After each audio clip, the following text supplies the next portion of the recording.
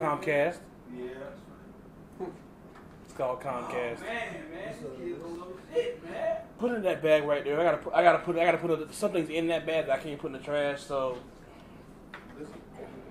right there beside the door. They had a baby shower for your right there beside the door. Mistress. Oh, man. You will be mistress yesterday. They had a baby shower for your took the day to mistress. You will be mistress yesterday.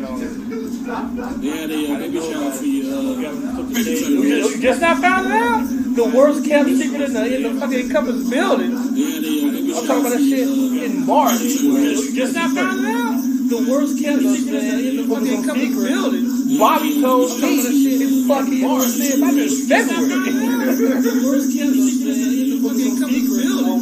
Bobby told me. Damn, it ain't that. All I got is this back here. Bobby told me. Got alcohol. All I got is this back here. 10 hours. When you need someone, we already hit it with it. I couldn't win it, got it right. It's all the way in our presence. 10 hours. Yeah, missed it and face. And this shit is, I never got that. How do you flip that face? Never got that. And this shit, I never got that. How do you flip that face?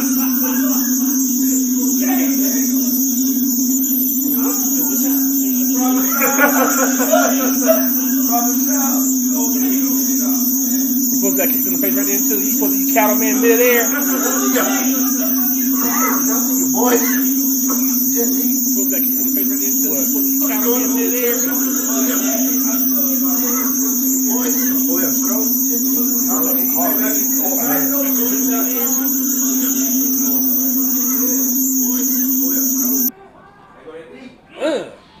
That hurt. Hit back and then yeah.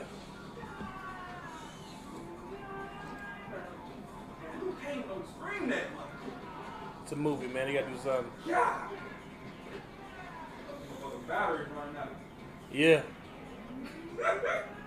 Look, you Bicycle kick. All right, we're streaming, you guys, just to do a little pre-roll. In the game, a dope ass move. I'm gonna Bicycle go kick. ahead. I'm gonna go ahead and put and go live. It's the screensaver, so they don't see shit. Just let you know they're hearing shit. Cool. Just like before, we just hit the pad every so often. And I'm gonna go outside and smoke cigarette. Grab a shot glass, man. Yes, sir. Yes, sir. Yoo-hoo. Y'all watch Atlanta? Yeah. Yoo-hoo. Brian J. hating, man. I feel you, man. I just can't believe you hate all your number fans like that. It's unbecoming of you, sir. Yeah, how much? That's my This own. cost about like $20, didn't it? I don't know. It was cookies they had Those from. cookies expensive as shit. It's plastic. Yeah, they are. But I think like one is like $2 and something. Did y'all eat that pizza that was left in over there? I ate a little bit of it. That thing was sitting out there for a while. You was probably still a whole pizza there. I should have brought it. Damn. Yo, hit that horn. Gotta put the candy in one of these days. Yeah, man, I was wrong. What are you doing Saturday? Damn. I got a get together going on in my house, man. These fellas gonna try to make it. Oh, I ain't trying to make shit. Obviously, inside of the week. I ain't trying to make shit. We ain't gonna bring out. Well, I'm gonna get the food today when I'm going to get stuff. I'm going to Central today to get some food. I'm gonna grab stuff for the kid too, like I said. And they got the Omaha steak thing that followed $50. It's in here. Some of this shit. Why not, bruh? Why not? I'm gonna get up in your mind right now. I'm gonna get up in your mind right now. So, you got your segment. I figure. Cut that off so fast because it's gonna be playing during this. It's, you know, how basketball's players change. Oh, most definitely. I think I think it's only right. Fucking wood glue. We chime in on this this Drake and Pusha T shit. I haven't heard it yet. You haven't. I heard about Pusha T, it, I but haven't heard it though. Anything. I just heard. I know there's some kind of view going on, and You haven't heard none of it. I heard Pusha T won. Okay. Yeah, Pusha T snap. Heard Pusha T won. It was like Pusha T did the comeback. Pusha T snap. What Malice You at heard though? it shit? Oh, no, I heard it. I just had a comment about it, too. Okay. Oh, you're not gonna make it today? You're not gonna make it. I'm not gonna make it today. Wait till wait for the money. Yeah, we need to Hello? we need to chime in on this shit. Who's got with that, Bobby? Okay. So you know, it's a sizable shot glass. It's just a sizable shot. Yeah, I know that. I make Jaeger bombs in it so that I can put some Jägermeister and then some Red Bull and take it. You pour your own trouble today? Cardi is the Yep. today. Yep. Y'all need to take a trip to Rico. Huh? Man, what? Get to that What? party factory. Man, I was so fucking mad. I nigga bring me a bottle. Too late. Got to him too late. We did the little tasting tour. Yeah. So, you know, they touring you around the facility, that's not history. They say, all right, sit down. They give you cups like that. And they teach you how to make different Bacardi drinks. But it's like, look, we only got 15 minutes. We got to make 3 drinks. So let's go. And so we make the first drink, pound it. Second drink, pound it. Third drink, pound it. You get a drink when you get there. So by the time they're like, all right, see you later. You twisted. You said what? Said you twisted. Right. I was completely done. And they was like, all right, get back. And I'm driving in Puerto Rico. Everything's in Spanish. I have no clue. I have no clue what's going on. I'm telling you, man, it's the greatest. I believe it. That's how it was when we went to the Red Brick Brewery. Red Brick Blonde. That Red Brick Blonde out there. Yeah, man. They fucking you get a ticket for four beers. And they got them all on tap. So they're like, yeah, this is the one we like. This is the one we have. What do you like to drink? I like this. We'll try this. It might be good. So you get 4 of those in a custom like glass. And then they're like, hey, who's driving? And everyone's like, hey. He's like, all right, you guys can't get any more. Everyone else, bring your glass up. We're gonna top you off as you head out the door. My wife didn't want hers, so I got the double fist.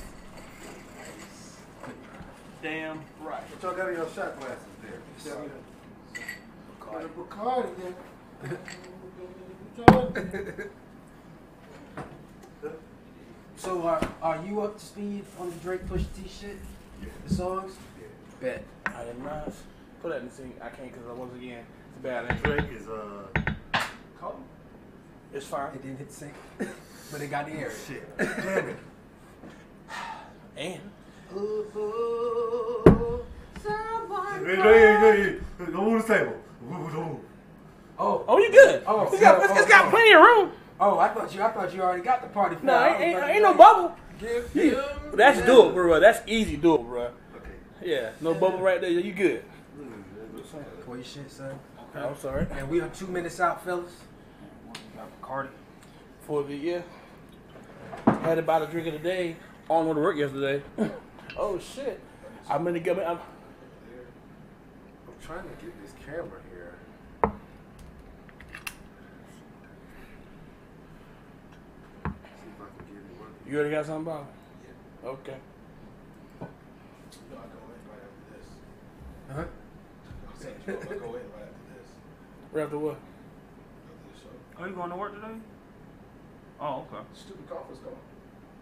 I ain't that. I'm not doing that on my free time. Don't pay me for that. I don't do them. These meetings they have, no. Is it just fuzzy? I got him. Yeah, it's fuzzy. 1 minute.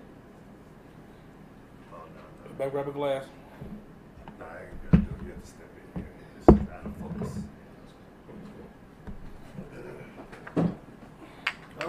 Gentlemen, we got 2 glasses for y'all.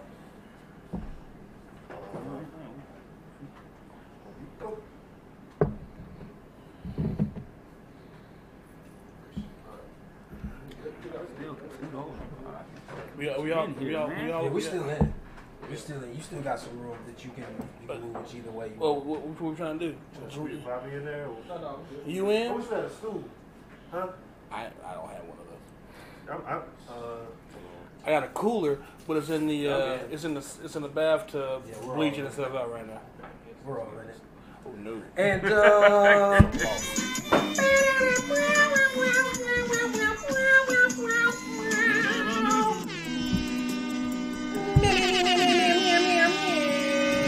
good morning, ladies and gentlemen, our fellow pre-gamers. It is June 7th, 2018, 9 a.m. every other Thursday, right before the weekend. So what is it, gentlemen? It's the Pre-game show. and we are the Pre-Game Boys. I am your man, Dunson. To my left, It's your boy, Romy.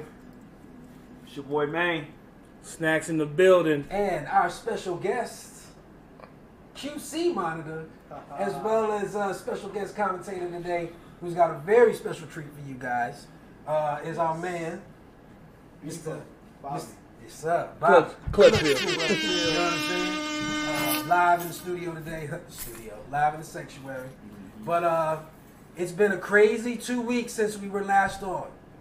So the last time we did our show, we was on some Breaking Black shit. You know, there was a lot of shit. I don't know if the NFL had made their announcement yet for what their policy was. Oh, we're sucking dick to the trip to the. Oh, my bad. I don't know if they announced that the last time we had our show, but either way, that happened. Let's see. His boy is in the playoff, is in the championship again, alongside Curry and them. You know what I'm saying? So that happened. And KD, you gotta say KD. Cause look, hey, He's beast out that there. boy, Hey, King James, I see you, man. I know and it's then, tough, man. it's tough But I think when you by yourself. Man. Solo came out and apparently is not doing well, but it's a good movie from what I hear. I didn't see it. And then Deadpool dropped. You know what I'm saying? And I haven't seen that either. But I would argue that the biggest news of the past 2 weeks is this Drake and Pusha T shit. And I'm just gonna go ahead and let it be known I am Team Push. Push! Yeah, King Push, we gonna get into it King later. Overlord. Okay, that's fine. But were y'all Clips fans? You know, cause Yes. okay, good. I was not. Because I knew a man was like. I was not. I go back all the way to the first album, Lord willing. Look, I was not, but it was Malice that I really had a problem with. I'm just going to keep it out there. It was Malice. It was the patty cake. I'm the baker's man. I baked them cakes as I fast was as I like, I was can. like, who is this nigga? You know what I'm saying? You know, it's funny. I liked Malice. I liked Malice more than Pusha T in the beginning, but Push has always just improved. And on some real talk, he's always low key slick been in my top 5. He's up Him and Black Thought. And Black Thought put an album out that is him and Ninth a Wonder did- tour de force did, in spitting. So any old heads out there that was thinking about getting into rap or you want to continue, listen to that Pusha T talk. and Black Thought are Yes. both examples of that. You know what Definitely. Because At Pusha T's still high one. caliber. Yes. You know what High I mean? caliber, and it's not really falling off or anything. Which, So that look, people in the man just said top 5s out there. Don't worry, we got the pre-gamers top 10s coming. You know what I'm saying? So Oh, yeah, most we'll get to that. We'll Most get to later on in the season, most but. definitely. But Yeah. we will. We're going to talk about that Drake Pusha T shit. And as we've been advertising, the theme for the month is these kids today don't know shit. Love that one. I believe it deserves a. And you can tell them to go fuck themselves because they don't know a goddamn thing. As you've seen with the little posters we've been putting up, there's a lot of shit from our childhood. There's still more in the tank that I haven't put up yet. I got some Harlem Night shit. I got some breaking shit. I got Teenage Mutant Ninja Turtle shit, RoboCop, Gummy Bears, Smurfs, Gargoyles, Batman Animated Adventure, British Knights. Darkwing Duck. Yeah. Yo, I mean, we talked about it before, man. Theme songs to these cartoons. Look, we get ahead of We gonna ourselves. get to it. We get ahead of ourselves. First, Because as we trying to get in that hands on. Let's pause. Let's get into this thing, and we can get into that thing. So, first up, toast of freedom, as always. Freedom. Oh, damn it! Oh, hey, you should see how we all just.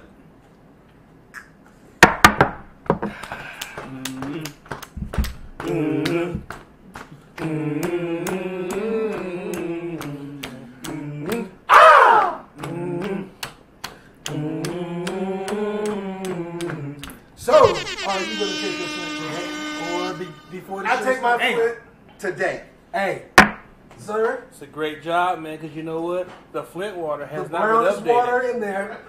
I'm not. That's a good notion.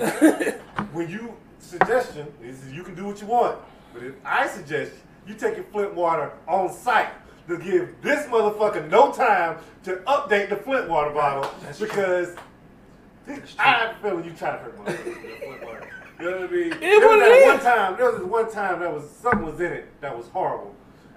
Speaking of which, Oh! I'm not. You don't want shot. to pour. this penalty, Your cup running over. You don't want to pour your drinks. this penalty was brought to you by Flint water. Yep. They still don't have clean. They still don't have clean water. Horrible. But now they're refusing to buy bottled water for the citizens now. bullshit. Yes. Yeah. So don't get twisted. It's fucking up. We're fucking around here, but it's a serious topic out there. Right. So as always, oh yeah, go ahead and do your thing. So which one of these is the DOD, the drink of the day? Oh no, neither one of them. Oh, okay. Yeah. Well, we're gonna go ahead and get to it. It's the drink of the day.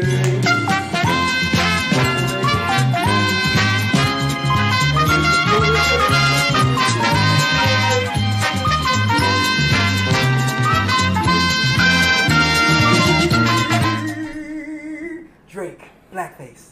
Wow.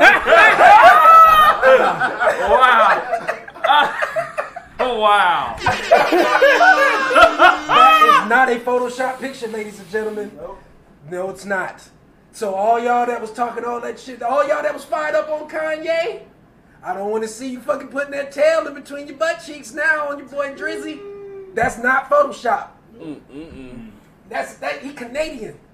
He didn't even go through slavery. I kind of want to go back. I kind of want to go back to Kanye. Remind me to go back to Kanye. Definitely. You know what I'm saying? Definitely. But this drink.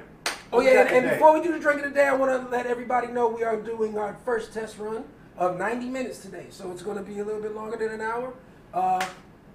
Continue to stay with us and fuck with us anyways. Sir. As I always said, for this, for the last 3 or 4, you know what I'm saying, shows, we're going to make serious drinks out here. It was whiskey. We had a little Campari, you know what I'm saying? So keep that thing going alive. Got an old school drink for you guys out there. For all you old players out there, and for some young players that don't know about it, today's drink of the day is going to be none other than 7 and 7. 7 whiskey. Okay. And 7 Up. I buy Sprite. Pick either one. Okay. Yeah, I don't buy. Can you find 7 Up? It's back. It's there. Yo, I saw they did the thing when it broke off from Was it Pepsi? Pepsi. Now A and B owns it. Okay. And you just wherever you'll find Tahitian Treat, you'll probably find 7 Up. And I would never or be. Sun-Kissed, you'll probably find 7 Okay. Up. You know what I mean? Okay. And wherever Tisha Treat is, I will not be. That's just disgusting. What? No, I'm thinking about Tampico. Yeah. Now that shit, Yeah, that creamy Kool-Aid. fake ass Sunny Delight. Creamy Kool-Aid. That's what I call it. That is disgusting. Once again, simple. Need 2 ingredients. Seagram 7. That's what the 7 comes from. And a 7 Up / Sprite. As always, I put a little Sprite at the bottom of mine, so I ain't got to worry about mixing later on. And then it's a whiskey drink. A little whiskey. Okay, what would you say that was? A proper drop or a proper dropper? To everybody who knows dropper. that movie. A proper To dropper. everybody who knows that Because kids movie. these days don't know shit. They don't. Man, you don't know nothing about Bo King Woodbine. You know what I'm saying? You don't know nothing about that shit. Ain't he the shocker? No, bitch. Yo, you know Bokeem Woodbine is the voiceover for the NBA Finals. What?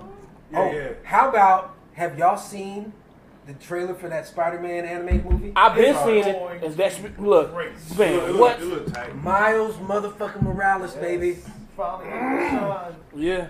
Yo, I kind of, I'm kind of digging Spider-Man now. This nigga drinking Sprite today, y'all. Damn right. What you doing? Look, that last drink burnt, man. I said, wait a minute. I'm gonna make my shit look like I'm partaking. Hey, look, the drink of the day was sponsored by Bacardi rum, and that Bacardi hit hard. Oh yeah, I know, right? Yeah. Shit. You know what? Excuse me, sir. Yeah, I'm gonna look like I'm hanging with y'all boys.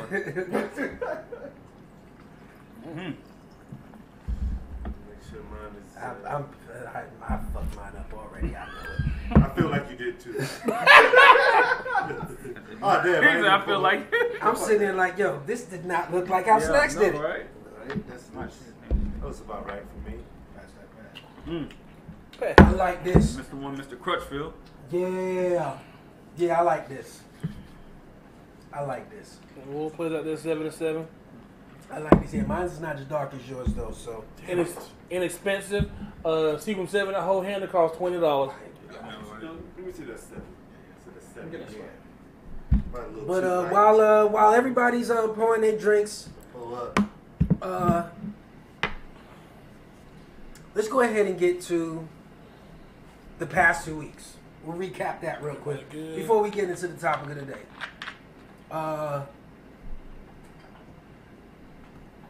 Kanye.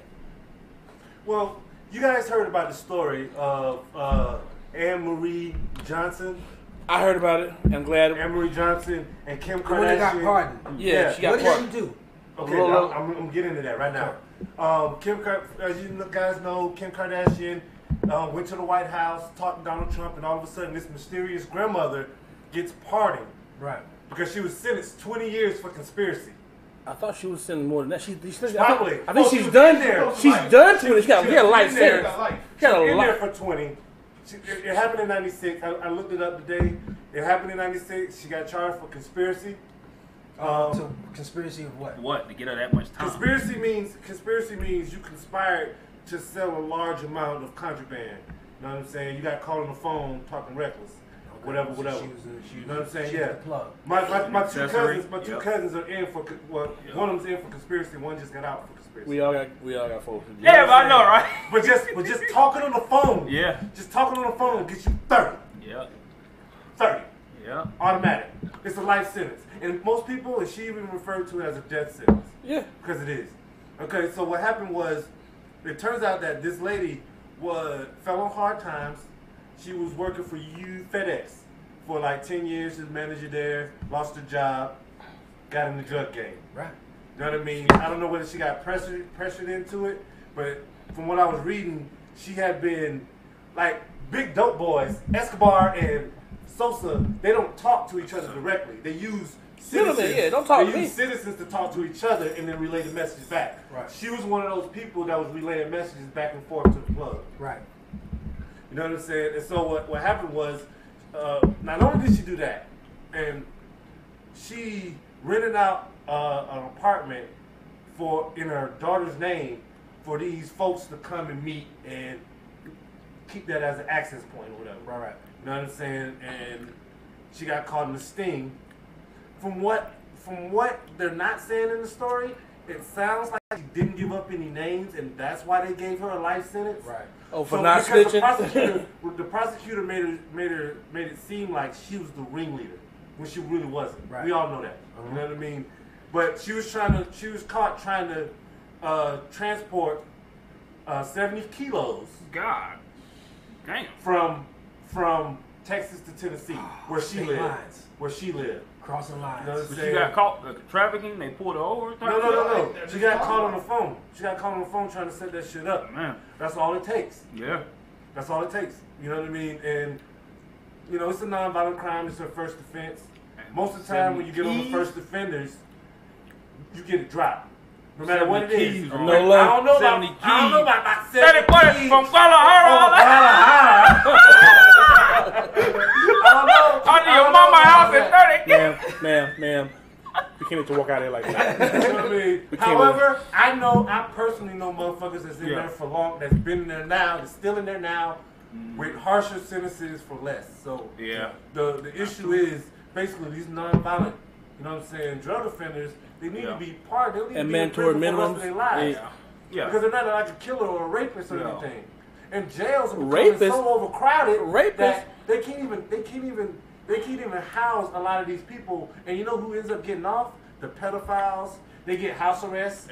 You know what I mean? All these other folks, they get house arrest. While these drug offenders stay in and they letting the rapists get off with fucking 3 months probation, bro. Hey, and that judge got recalled. Yeah, good. Fuck him. Yeah, what the fuck you mean? But my whole thing about bringing up Kanye in the whole thing is, do you guys think that maybe Kanye did that whole Trump dick sucking shit? You know what I'm saying, that he did at TMZ? Did he do that because he knew that Kim Kardashian was going up there to talk to her about the party? No, because he wasn't thinking that far ahead. That's the most logical answer that anyone's ever given me. I don't think. I don't think he had. That requires forethought. But it just seems like a week later. But in order to get to the White House, you need to have months advance before you go up there. You see what I'm saying? So no, Kanye didn't plan it out farther than his nose or whatever. But Kim Kardashian had been planning to go to the White House for way. Now my thing with that, is I'm like, my thing is like, why is Kim Kardashian the representative for prison reform for folks who look like us? She's not. But in this particular issue, she saw it.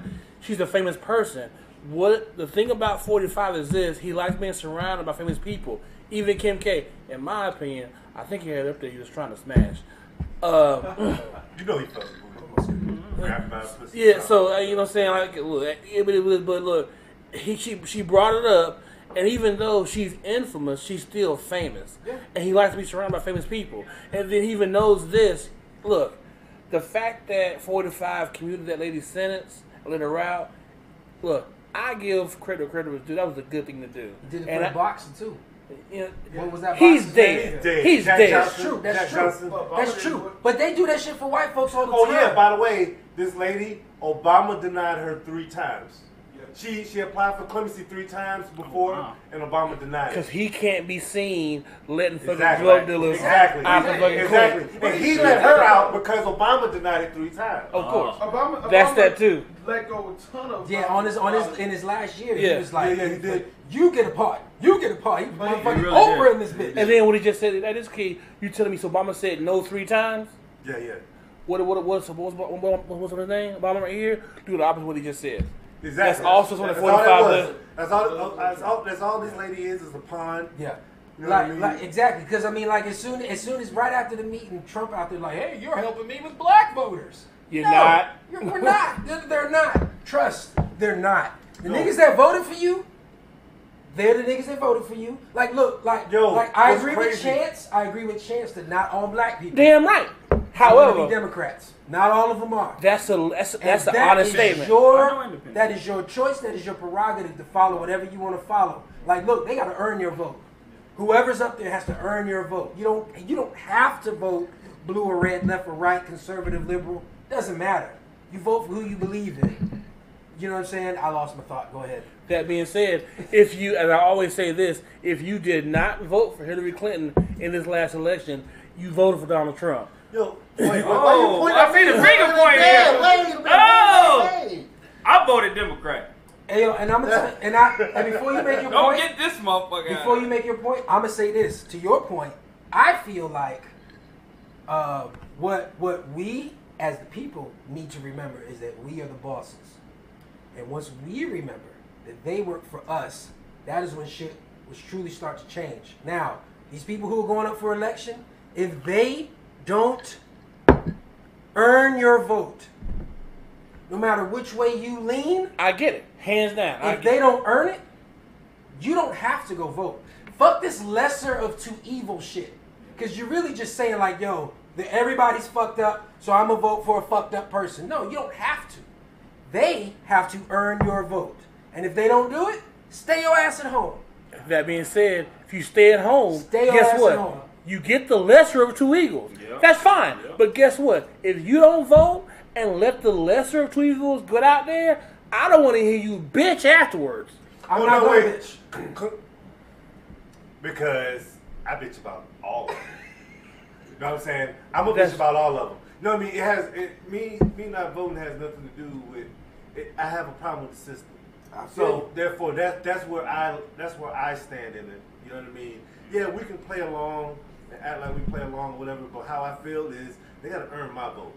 Somebody has to earn the right for me to go register, go out here and place a vote. I'm not just going to do it because people say that's what's the right thing to do. Yes. You know what I mean? I agree. So, I complain about Obama. Like, look, for me, it was Bush Jr., Bush Jr. and Al Gore, Bush Jr. and John Kerry, Obama and McCain, Obama and Romney, and Hillary and Trump. You know what I'm saying? I voted for the 2 Bush elections. After that, I was done. Once I found out that John Kerry and George Bush was a part of the same fraternity, you know what I'm saying? They're part of the same fraternity. I was like, yo, man, there's something deeper that. Yo, my first time ever voting was Al Gore versus Bush. Me too. That was my first time ever voting, and the turnout of that left a very bad taste in my mouth. Because the person who should have won didn't get what? It wasn't decided by it was decided by the courts. It was decided by Ronald Reagan, who appointed Anthony Scalia to the Supreme Court, and Scalia said these folks' vote don't count. And so in Florida, the next time I voted was 2012. My man Hoyle says Bobby looked like a roommate who walked out of his room and stumbled onto his podcast. Shout out to OG, triple OG, boy, Mr. Adam Hoyle doing his thing out there. You know what I'm saying? Mary, man, got a little one on the way, man. Congratulations, Mr. Hoyle. Congratulations, man. Congratulations. We see you, man. You know what I mean? And yeah, man, good looking out, dog, chiming in. But yeah, that's how I feel about that, you know. I don't want to get too deep in the rabbit hole because we got a lot of shit. Yeah, I just want to point out one thing. Yeah. Look, all that's going on up there, that's cool. Focus on your local elections, though. Exactly. If you didn't vote to pass, there's been a rise in alt-right people running for office and then winning. There's a motherfucker who is a self-proclaimed pedophile who is running because he's saying he's not the norm, and he believes in fucking little kids. Trying to fuck his own dog. As a parent, you should be disgusted. Come on. Exactly. But guess what? He's running because he says, you know what? I'm not like these guys, which you're not. Even these guys got some fucking morals and standards, though. Right. Even Trump's like, yo, I ain't fucking kids. You know what I'm saying? But, keeping it moving. Mr. Clutchfield is here. You know, and you can have my seat for this. And look, you know, when we announce once the it's not like matter of fact, can he take your seat? Absolutely. I know what I can do with that. Give me a second. So let's go ahead and set it all up. You see, Mr. Clutchfield, son got the... Shoot to Atlanta, motherfucker! Son, first off... Forever I love Atlanta! Hold up, stop talking, son. We're going to introduce you, dog. You get that introduction. First off, College Park's finest. CP stand up. Damn right. You know what I'm saying? Your representative is sitting right here. You know what I'm saying? Been repping the Hawks since the first day I met him. Ain't wavered yet.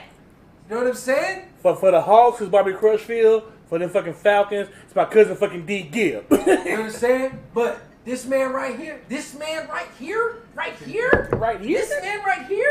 like real talk, I don't think anybody hates LeBron James more than this nigga right here. So, you know, I can't say that. I tell you, I can't stand it. So like, look, when we announced the show, son was quick to be like, hey, I got something to say. Right? Now, based on what he was saying there, this is a two-parter. It's definitely some LeBron hate. See what you got to say, Let man. me get that 2 down in there.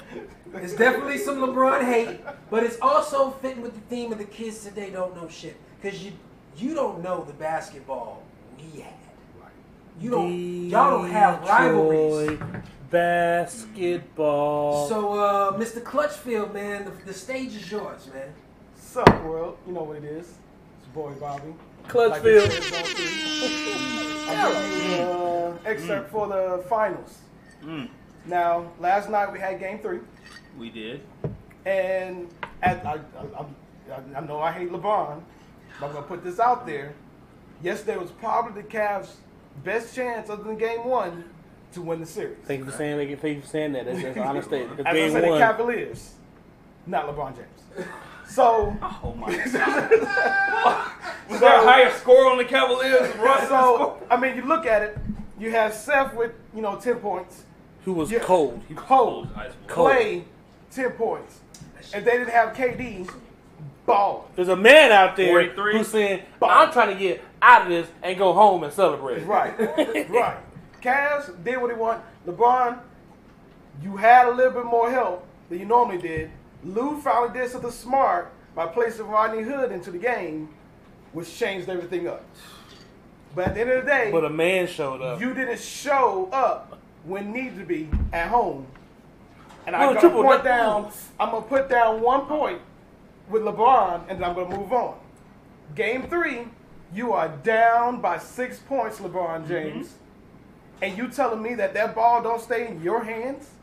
It's a team player. It's not a team player. At the end of the day, LeBron James does not have the killer mentality. Oh, there you go. Kobe had help. Kobe did pass the ball off for game-winning shots. You had a big shot, Rob. You had Derek Fisher. Jordan passed the ball off for a game. He ain't got big shot, Bob. Big shot, Bob ain't no motherfucker. Doesn't matter. When it was down by 6, Kobe's like, look, I'm going to get us back into this game. And then we see where we go from there. LeBron, Kobe, Michael, everybody has that, I'm going to get us back into this. And then we see where it goes. LeBron, towards the last couple of minutes of the game, is just like, here you go. Here you go. And it's been this way since he had Kyrie. Hey, Kyrie, here you go. He doesn't have that end of the game. Look, I need to get us to this point. Quote unquote, he's not a closer. I'm not saying he's a closer because he's hit big shots in this playoff. He's not the guy. I mean, but he distributes. That's his game. Don't want to put it on his shoulder. He don't want to put it on his shoulder. To that, I gotta say no. There's a man out there who got a team to the finals. I don't care what anybody out there says. Ain't nobody, including Jay himself, ain't nobody put a team on his back and carried them to the finals. Allen Iverson. Game 7. Allen Iverson.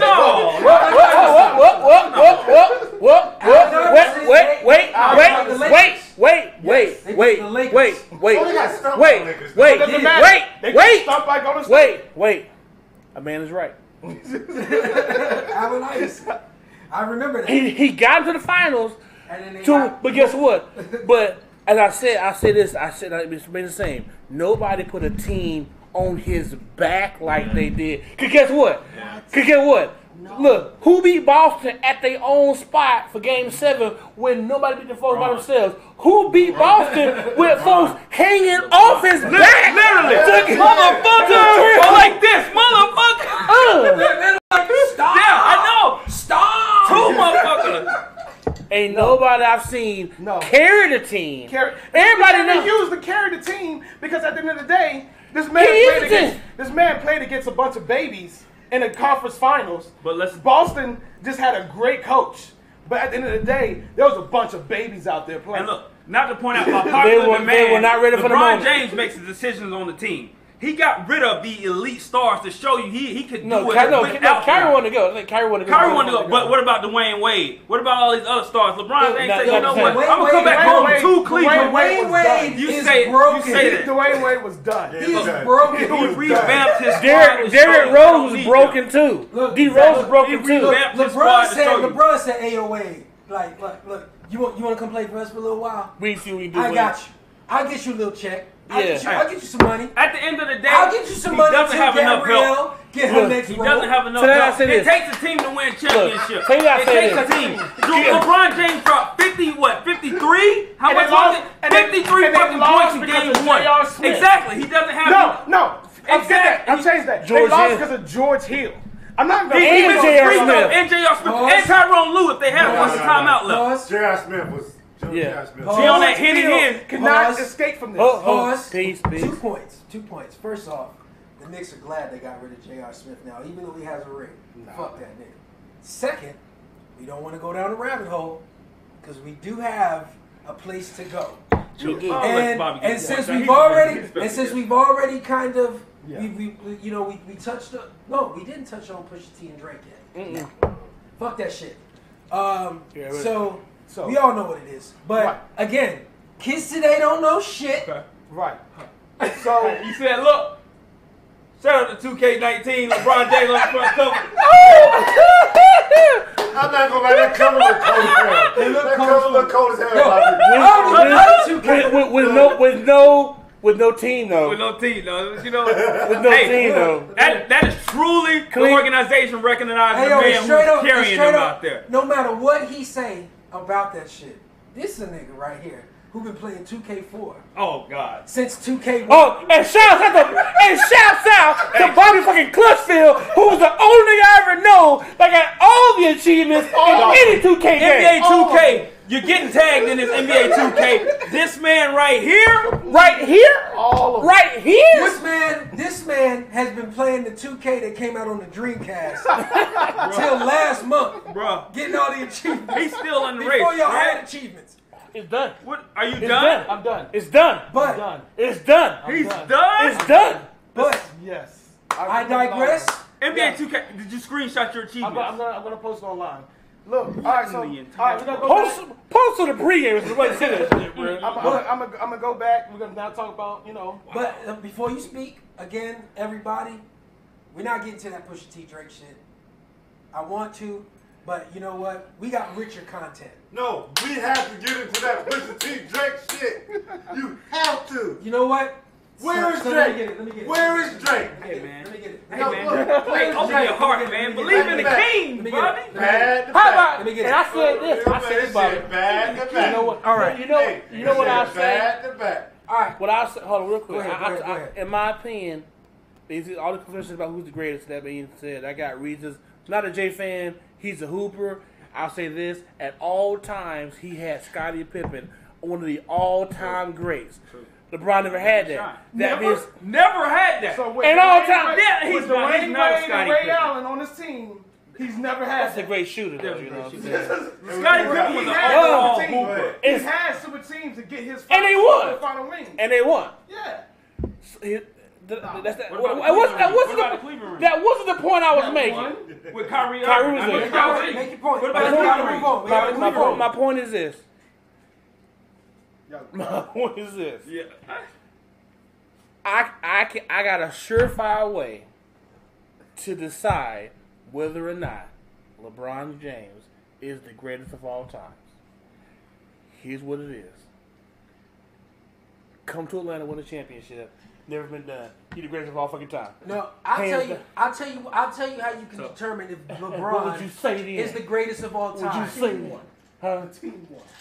This is how you determine. This is how you determine who the greatest of anything is. The greatest of anything. You know how you determine this? About an hour before the world ends and time actually ends. Then we have this conversation. Because I guarantee you, in 20 years, there's going to be another LeBron. No. He's a man. At least Bobby acknowledges that as a LeBron hater. But look. We had MJ. It won't be a Who we had before that? Kobe. Magic Johnson. Before that, Magic Johnson. Will Chamberlain. And whoever we had since Jordan. Kobe in the runners, bro. Kobe. Kobe is not in the runners, hands down. You know why? He doesn't get enough shine. But we had great players. You know what the difference is? He might jump like Jay. You know what the real difference is between LeBron, Kobe, and Jordan? What's that? LeBron trying to be himself. College.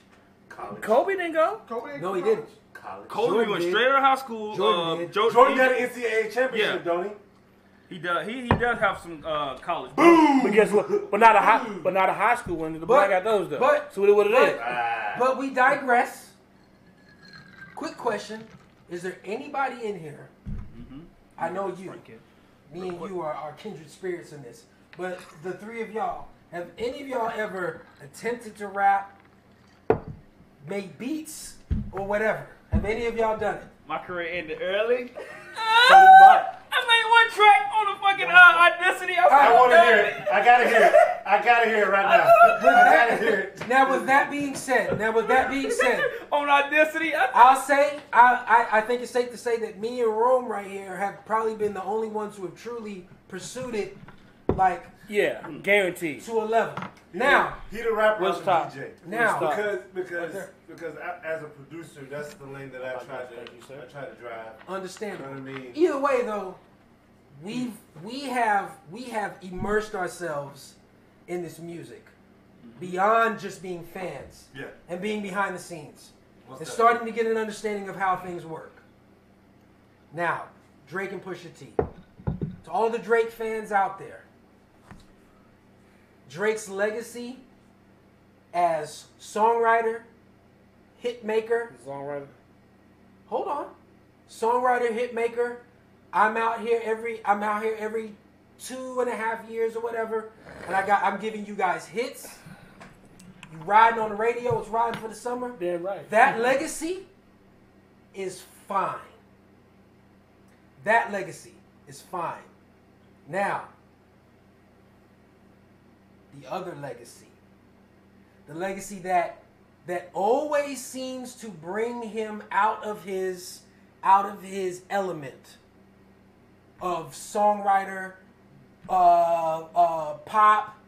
Women love me. They buy my albums. I got 1 million motherfucking streams in 2 minutes. The MC portion of him, that side, is officially dead. Dead.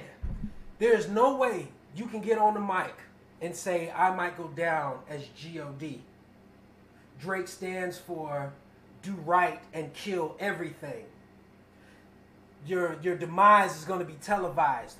All that shit is donezo. And the reason it's donezo is because Jay Prince, who is like OG, dozen OG, like this nigga has squashed and told niggas, Jay Prince is the nigga. Jay Prince is like, yo, shut the fuck up. And niggas is like, all right. He's the guy in the Midwest. He's the guy in the Midwest. For real. OG. From what I hear. 3,000. From what we hear. Yes. From what we hear. But nobody's contested it. As far as Drake goes, until you answer back, your claims of being an MC and songwriter are done. Well, that was You're dead. A songwriter. That was dead with Meek. Not necessarily. He's not a songwriter. Drake is not a songwriter. True. Drake's not a songwriter. You know what I mean? Like, and I don't even refer to him as Drake. The corporation known as Drake. The entity. The entity known as Drake. You know what I'm saying? It's a machine. You know what I mean? Just like they talk about this now. I mean, we work in news, but you know what I mean?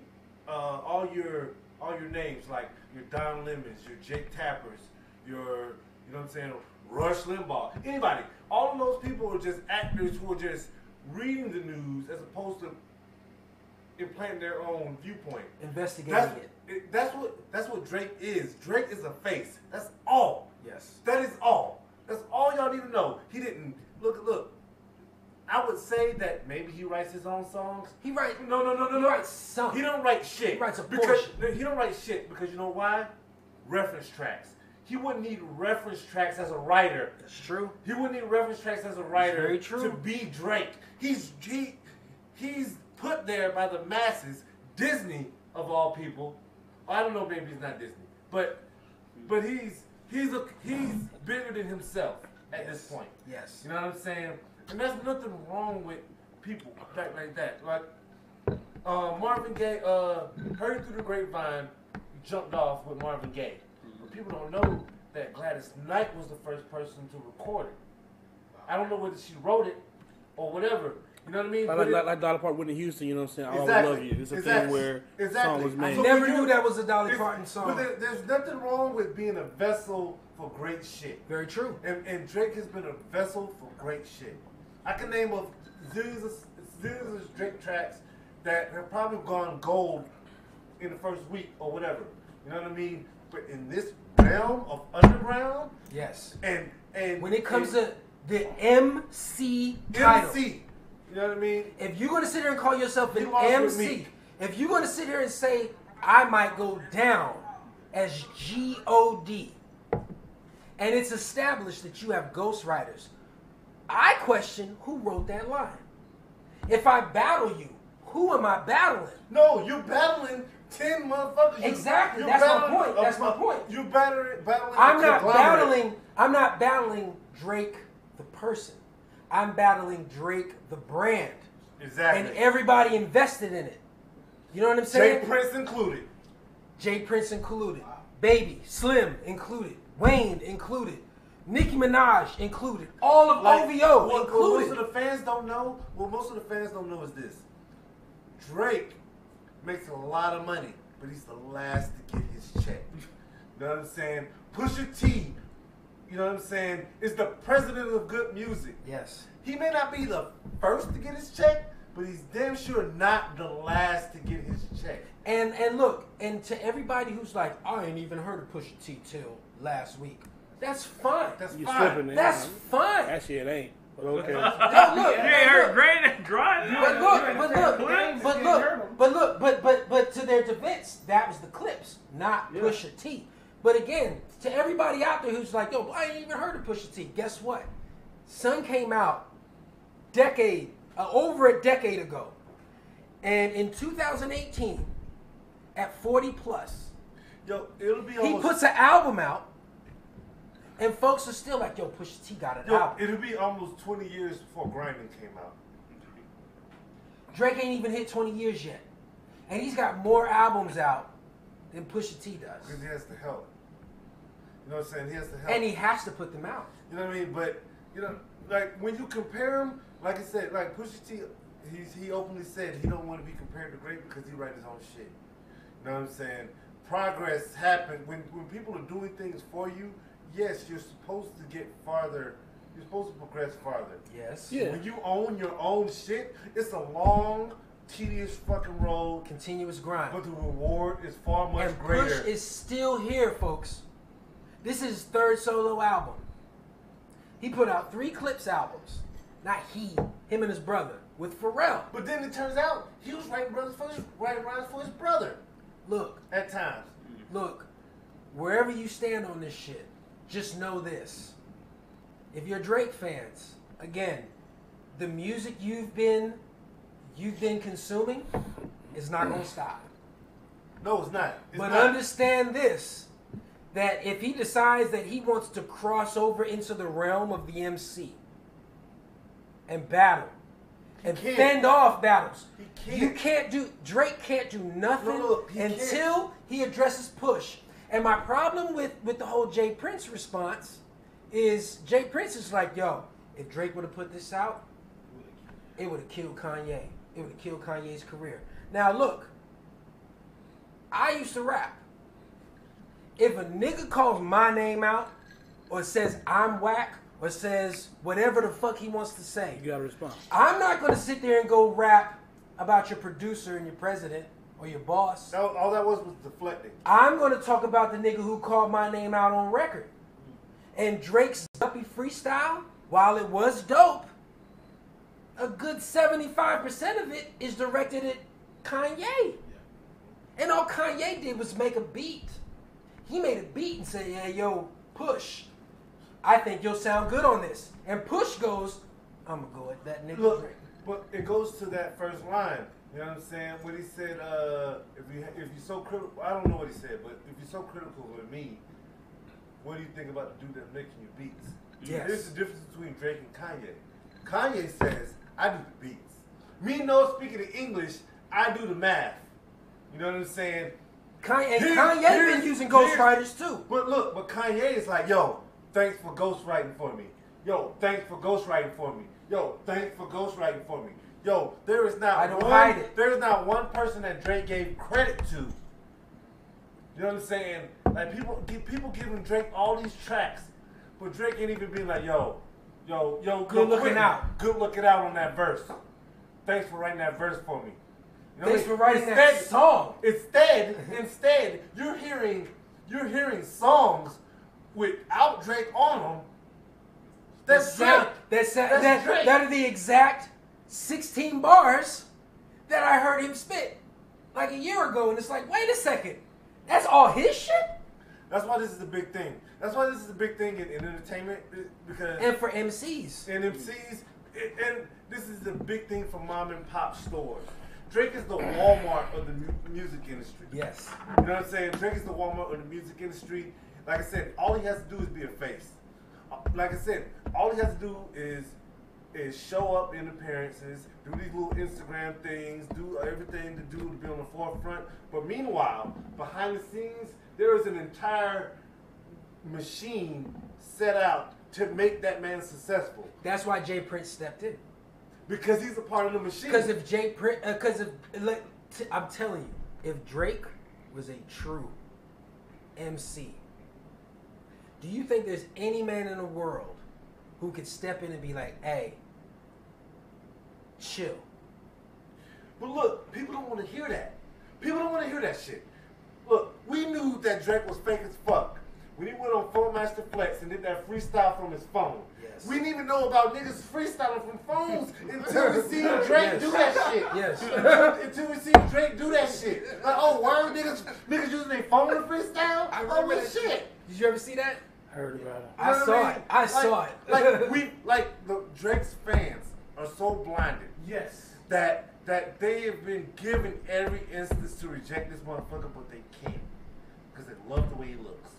And how he sounds. You know what I'm saying? And how he sounds. Andre 3000 always talks about tone. Well, and tone. Drake has a good tone. Well, that's the thing about Drake. His tone makes other people want to duplicate that tone. Apparently, that's you in music and politics. Well, yeah. Yeah. Did you hear his fans? Did you make your point? I mean, all I'm saying is that we need to rethink as consumers of entertainment. We need to reconsider the character of the person who's giving us the message. You know the whole shoot the messenger thing? Yes. Drake is a perfect example of where you should shoot the messenger. You know what I'm saying? Like that's not his message. It's not. He don't stand for no black issues. Look. Go ahead, say what you gotta say. Oh yes, say it. Please do, because I am too. The time is 9:47. I am currently on right now. I'm super on. But I would I don't mean to cut you off. To his point, to Drake's whole thing of the blackface. Oh, I didn't even talk about that. I say this.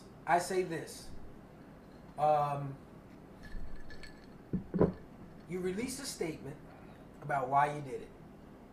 Okay. Now, if you had a track record of getting behind social issues that have been going on, yes, your statement would ring true. Mm-hmm. So what you're telling me is that when you were an actor, you were woke. Mm. Damn, now that you're a rapper,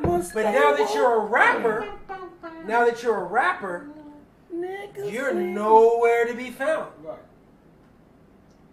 Nowhere to be found.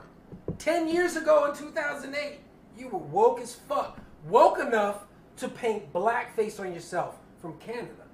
Yo, I was like, is this Drake? I was like, and I'm not really a Drake fan. You know I'm not really a Drake fan. You know what I mean? Neither am I. I've never been. You know what I mean? To tell you the truth, the only songs that I like of Drake are other songs. I love the spitting tracks. And it turns out Quentin Miller wrote them. Exactly. I like the tracks. I like the other tracks. I'm not a rapper. I'm more than that. Right. I ain't the one dance. Right. Hey, get it wrong. Yeah. One more time. Yo, Hotline Bling. Hotline Bling. I love that song. It's the song of the year. You know what I mean? Like, well, 2 years ago. Or whatever year. Yeah. You know what I mean? But what I'm saying is that Hotline Bling was a very good song. You know what I mean? But I can't attribute that to Drake. Exactly. I mean, I can, but it's not just him. It's the 40 niggas behind him. Yes. It's the team. It's the machine. And so, what do we prefer? Do you prefer mass production or do you prefer singly handcrafted garments? To each his own. To each his own. To each his own. And hopefully we can leave it at this point where, to each his own. 7. And you know what? Wherever you fall, as long as you're up on all the information and you understand what an MC is and what a face is, we're all good. I feel like. Now, guess what? Yeah. Guess what? These kids today, I gotta take a breath, because they don't know shit. They don't know shit. I know you want to get on basketball. I can't wait to hear it. I would like for you to touch on some movies, television. It's not a problem. I'd like for you to touch on gaming. Gaming. You already know. Gaming. And I know you do conspiracy theories. I don't know what we were. I was just categorized, Jerome. We go to rabbit holes. We go to rabbit holes. I'm the rabbit. We can officially tumble, but I would like for everybody to get some shine. Yes. You know what I'm saying? But Snacks, I want you to kick it off. These kids today don't know shit about nothing. So you are our resident movie guy, our cinema guy, television, whatever. So what don't these kids know about, son? These kids, they don't know a fucking thing. I love the old head kind of. These kids, they don't know a motherfucking thing. Motherfucking thing. Look. That's hilarious. Look. I get it. You know what I'm saying? Like, it's not all your fault. It's not all your fault. Technically, I'm a millennial. Hey, yo, slide down. Yeah. Hey, yo, slide down once I get up in this freezer, man. What it is. Go ahead and slide into the chair. Oh, my bad. Yeah. It's not your fault. Some shit came along where people decided what you can and can't watch, what you should be watching Saturday mornings. And it said, you know what? Yo, quick side note. Tell them about Saturday morning. Look, man. What was Saturday morning back in the day? We ain't had no cell phones. We ain't had no internet. No, nigga. We ain't have no online. No. We ain't had no social media. No, we had a house phone. Shit. No, hot shit. A bowl of Fruit Loops, Indian style, watching some fucking Life with Louie. Look, I get it. They say. But back to your point, They say these days, the rule is all programs to have with kids have to have an educational aspect to them. Yeah, you gotta teach something to them. Yeah. But look, I used to watch G.I. Joe every fucking day, and guess what? They taught me a lesson every episode. Because no one is half the battle. Yes. Schoolhouse Rocks. Conjunction. What's your function? But look, I get it. Yeah. You know what I'm saying?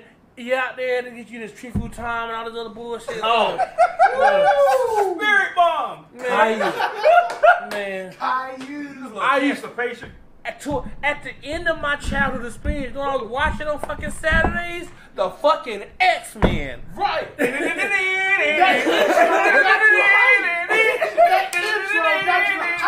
Speaking of that, the man just said something that y'all have no idea about. When I was growing up in the 80s, I'm an 80s baby out here. In the 80s, hands down, if your intro wasn't high, we were not watching that shit. No. To this day, I'll say this. No, it wasn't DT. It wasn't DT. I know. Okay. To this day, I'll say this. Chippendale's Rescue Rangers had one of the coldest. You know who had the coldest with absolutely no lyrics? Who? Gargoyles. Man.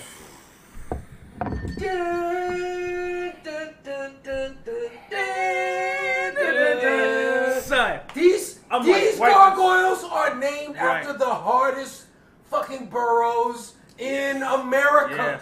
Yes. There's a nigga named Brooklyn. Bronx. Lexington. There's a nigga named Hudson. What? Yes. The nigga from Star Trek Generations is a voice of the main villain in that shit. Are you kidding me?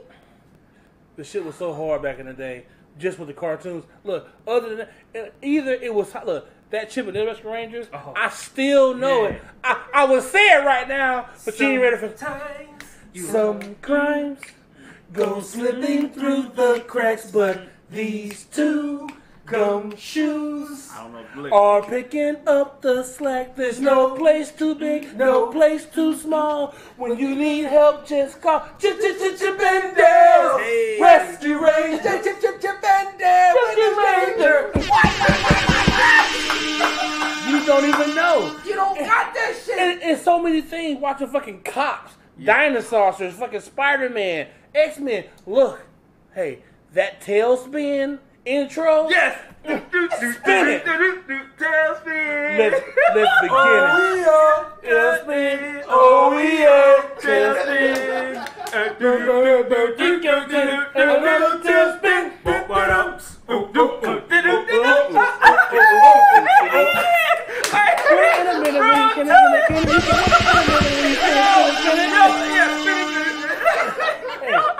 Look, the That's funny as fuck. Look at the intros alone. The intros alone of the shit I used to watch. You used to watch the fucking, you know what I'm saying, Savage Dragon. Fucking, you know what I'm saying, the Street Fighter cartoons come on. You know what I'm saying? They had so much stuff that was just dope. And then that's just the cartoons of the day.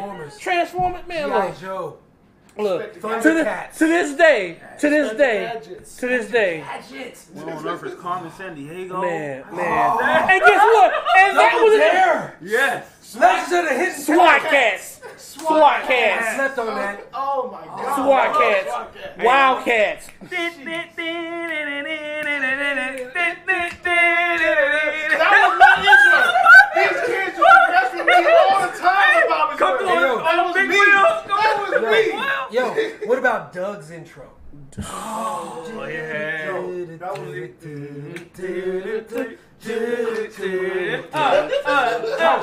Yo, that shit was so many layers.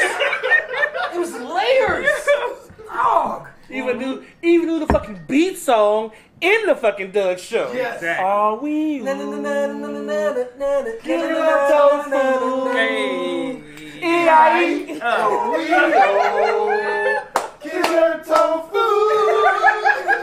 I don't eat. Look, y'all, the track, the shit I used to watch when I was growing up, the intro, even the fucking Gummy Bears was hitting out there. Gummy Bears. If you ain't seen that shit, go look up Alicia. Go look up Alicia Keys sings Gummy Bears in slow motion. That shit's still hot. Yo, even Winnie the Pooh song went hard. Man. And it was emotional. And that's just the cartoons. Even the cartoons, you know what I'm saying? They weren't coddling kids. No, people died out there. Look, if you watch G.I. Joe the movie or Transformers the movies, motherfuckers getting murked out there. Fucked up as a kid. Look, they showing killed real Duke out here, son. Man, they shot a fucking cobra through Duke's heart in a cartoon, an American one. Dude, I was always scarred on fucking Lion King. Dad, you gotta get up. We gotta go home. If it's a tough one. If it's between Frozen and fucking Lion King, I'm taking the Lion King every single fucking day. Cause your brother out there, look, man, your brother out there, he on some mad. So let me ask you this. Let me ask you this real quick, so we can move forward a little bit. I gotta hit a movie real fast, but go ahead. I know, but like I was about to say, like in your opinion, from your childhood, what is your? I'm gonna say, what is your top movie? What is your top cartoon? Whatever. You know what I'm saying? Now I understand that if I ask you this tomorrow, you'll probably have a different answer. For the movie, no. So whatever, what floats to the top? Right now. For cartoons? Yes. For cartoons, to me, I'm gonna go with Thundercats. Okay. Which is revamped, by the way. With the new one, the super new one. And I'll say this. This is why we're having this show today.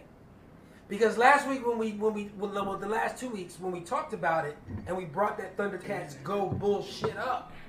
Like, look, Teen Titans Go. It's funny. It works. It's funny. It works. I hate that it's funny. Yes. I hate that. It is. Yo, that shit is great. And I hate having to use that word. I understand. It is great. It is great. Have you seen the episode where they have the where they go into that 80s realm and they have that 80s song playing in the background? Yes. Like nights begin to shine. Have you heard that? Did you see that episode? Oh, that's classic. Because at the end of the day, iTunes, that song jumped up when that episode released. Yo, that is nothing but some corporate. Hey, you musician, make this song, and they had it on file, and the niggas at Teen Titans Go found it. Now it's like a top 30 hit. Yeah.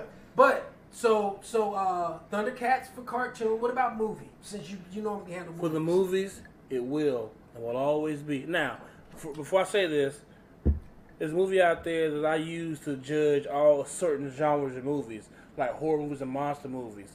For that, I won't say Monster Squad. I follow strict Monster Squad rules for all fucking monsters out there. You know why? Vampires burst into flame when it's sunny outside. And what do you they do don't to fucking a werewolf? You gotta shoot him with a fucking silver bullet. If you blow it up, or you kick him in the motherfucking nards.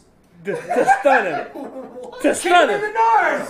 What? That's Wolfman got nards. Kick him in the nards anyway. Boom. Wolfman's got nards. You're motherfucking right. To slow him down. And if you blow him up, you know what he's gonna do? He's gonna piece back together and come back for your head. And don't go in the sewer. No. Because there's monsters down there. To all the little kids. Now that being said, the greatest movie of my childhood will always be one movie only. It's the fucking Goonies. Wow. Goonies. Wow. Period. Yo, I don't think as far as kid ensembles, there might not be a better movie of the 80s other than Stand By Me. Which is probably different darker. Which is darker. That's my shit. Which is darker. When the night. Which is darker. Man. But in terms of a kid ensemble, if it's not Goonies, it's probably Stand By Me. And guess what? For all the folks, what the fuck is the Goonies? Guess what? Go check it out. Guess what? The motherfucker playing Sicario and fucking No Country for Old Men, Mr. Josh Brolin, that's what the first one you ever saw was this. Thanos started on the fucking Goonies. It's a fucking Goonie. It's a Goonies. So get it how you live. Samwise Kimchi. Cable is the Goonies. Samwise Kimchi. Get it how you fucking live. It's a Goonie. No, look, what's the motherfucker from Lord of the Rings? What's the motherfucker? Samwise Kimchi. Goonies. But and the nigga from the little Chinese boy, the Asian boy from Indiana Jones. Short rounds. Goonie. Motherfucker, the Lost Boys too. All Goonies. Yeah. Yes. Now, in the spirit of moving on, I'm done. My man here handles games. Mm-hmm. And you're a child of late 80s, 90s?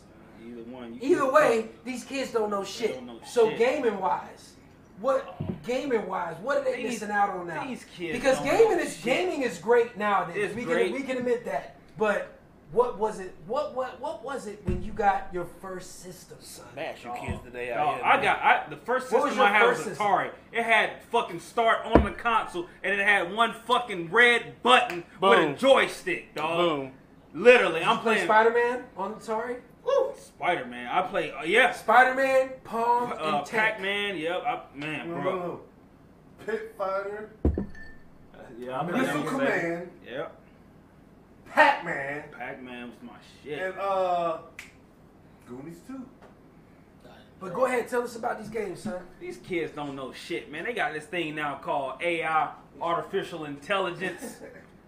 You know, it's been provided to help the average gamer get through the trials and tribulations of the game. No, I'm gonna go back to a unique title where if you can give me proven, I need proven screenshots. You're fucking lying. That you beat Punch-Out? You're lying. I will. You're fucking lying. It's impossible. It's impossible. It's impossible. You ain't beat that fucking game. Because guess what? It's a pattern to that shit. By the time you saw fucking Tyson Flash, you was already getting. How you doing, Cat? Just like in real life.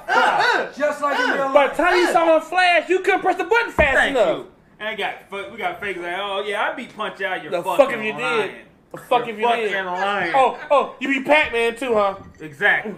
You're lying. Ain't no fucking beat that damn game. You know what else you never beat? Tetris. Thank you.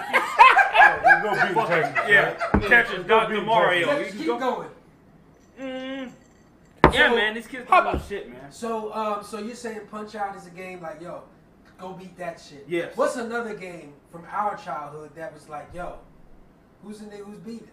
Oh, well, the games you can beat. But I remember the games that we played. Yes, I beat it, but it was very hard. It really was. You fought the red guy who looked just like you on level 5. Hey, I'm there, son. You beat him? Yeah. Can I interject real quick? Can I interject real quick? Yes. Can I interject real quick? Mm-hmm. Who right now is confident in the Contra Code? You already know, bro. I'm gonna say that right now. A select star for 2 players. That's for 2 players. I need my 30. I was gonna say that. I was gonna say, well, when it calms down, and guess what? Up, down, left, right, B-A, select star for 2 players.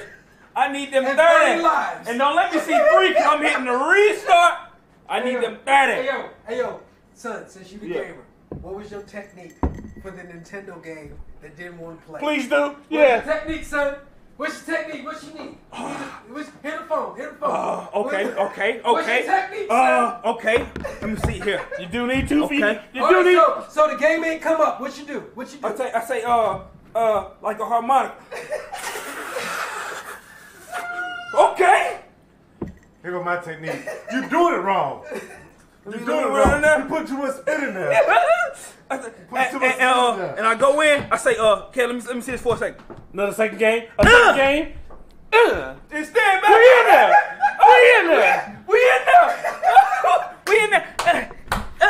Don't touch it. Don't touch it. Yeah, we in there. Bro, they don't know shit, bro. I hit the reset button every time, you know what I'm saying? Yo, that disc don't read what they do. If that disc don't read what they do, you gonna try to polish it all? Yeah. What they do? Take it back. Like, yo, when we was kids and the remote didn't work, what you do? You gotta fucking turn the channel. Or how about this, though? How about this? Get up, turn the channel, and you start playing with that remote. Yo, how does this shit work? Put a knot in that fucking cord or something. Oh, that's it right there. I'm doing a better one for y'all, though. You on like Mario, you on level 8. You win the game hard. You hear, man, I need you to help me out. I'm going to say it one more time. And to turn the electricity off. My parents never did that. My parents saves. If you turn the game on, you better beat it before you turn it off. Ain't no sense. If you gotta go somewhere, I gotta go somewhere for 5 hours. Okay. I'm gonna pause. I'm gonna pause it. I'm gonna pause it. Nobody going here. Nobody going here. Mom. If you go in my room, I'm telling you. Don't turn off the Nintendo. Yo, I used to turn off the TV and put a t-shirt over the console. Bro. And that way you can't see the red light. Yeah, the red light. Like, wait a minute. I never got that, bro. They killing you out there. They're killing me. They killing you. Hear me now. Oh no! Oh my God! Hey, yo, real talk. Ain't no restarts out here, man. I think I would have fought my mama. Bro, I'm hot. And you know when I go downstairs, hand me that pot right there. Oh shit! That's what you wanted. That's what mama wanted. That's what mama wanted. You know what mama wanted? Go get me a glass of tea. Kids don't know shit these days. I mean, shout out to the parents out here. But old school mamas. That auto save feature is saving a whole bunch of kids. Y'all don't understand. We talking about the Contra code. Me and my man's played Contra. Do you know? Ain't no fucking a gradual red thing for you die. If you touch anything that's not the board, you dead. If you jump and come down on a dude's head, it kills you. Thank you. Let the back of your the top of your toe hit where you start back from. The beginning. Oh, man. Let the tip of your ain't no start back with that same little cutscene. Check this out. Ain't no Google the walkthrough. Ain't no YouTube videos. Ain't no Google the walkthrough. Hell no. You have to wait, just like everybody. Nintendo Power. You know what I'm saying? The glove, bro. You gotta wait till your mama went to the grocery store. You gotta wait till your mama went to the grocery store. You got one hand up. I'm going over here real quick. I'm going to the magazines. Yeah, I'm going over here real quick. Hey, yo, and if you was like me, you open that bag up. They didn't have bags in wherever. Fellas, did you guys have you went there track with the pad? notepad and it was like, yo. Did you have the track pad? World class track meet. I didn't know nothing about it. You mentioned it. We track pad, bro. We sit down and use the bottom of my feet. Yeah, I get on the back. I say, Hey, get what? Hey, Kevin, I know you're watching, bro. I say, you ready? We're going to be a team today, bro. Candle box out there. We used to do like this. We used to do like this. Yeah, get it. Hey, yo, hold up. I'm gonna do a two-part. I'm gonna do a two-part. So first, after I put this out there, I want you to name for you your top game as a kid. Your top game. Okay. But first, who remembers when Fred Savage hit the silver screen in the Wiz with the Power Glove? You mean the movie that I got in here on VHS? Yeah. Wizard. Like, look, the movie is trash. It's shit. It is. But it had the tech gadget of all time in it. When Nintendo said, hey, we got the Power Glove. Mind blown. What? What? Hey, yo, what gaming is today, that is what we thought back in the 80s, early 90s. Yes. When they said you can put a glove on your hand and play games, we thought what VR is today. We were like, holy shit! Are you sitting there saying Punch out with the Power Glove? I can punch Tyson out? Glove. And Nintendo was like, yeah. They were lying.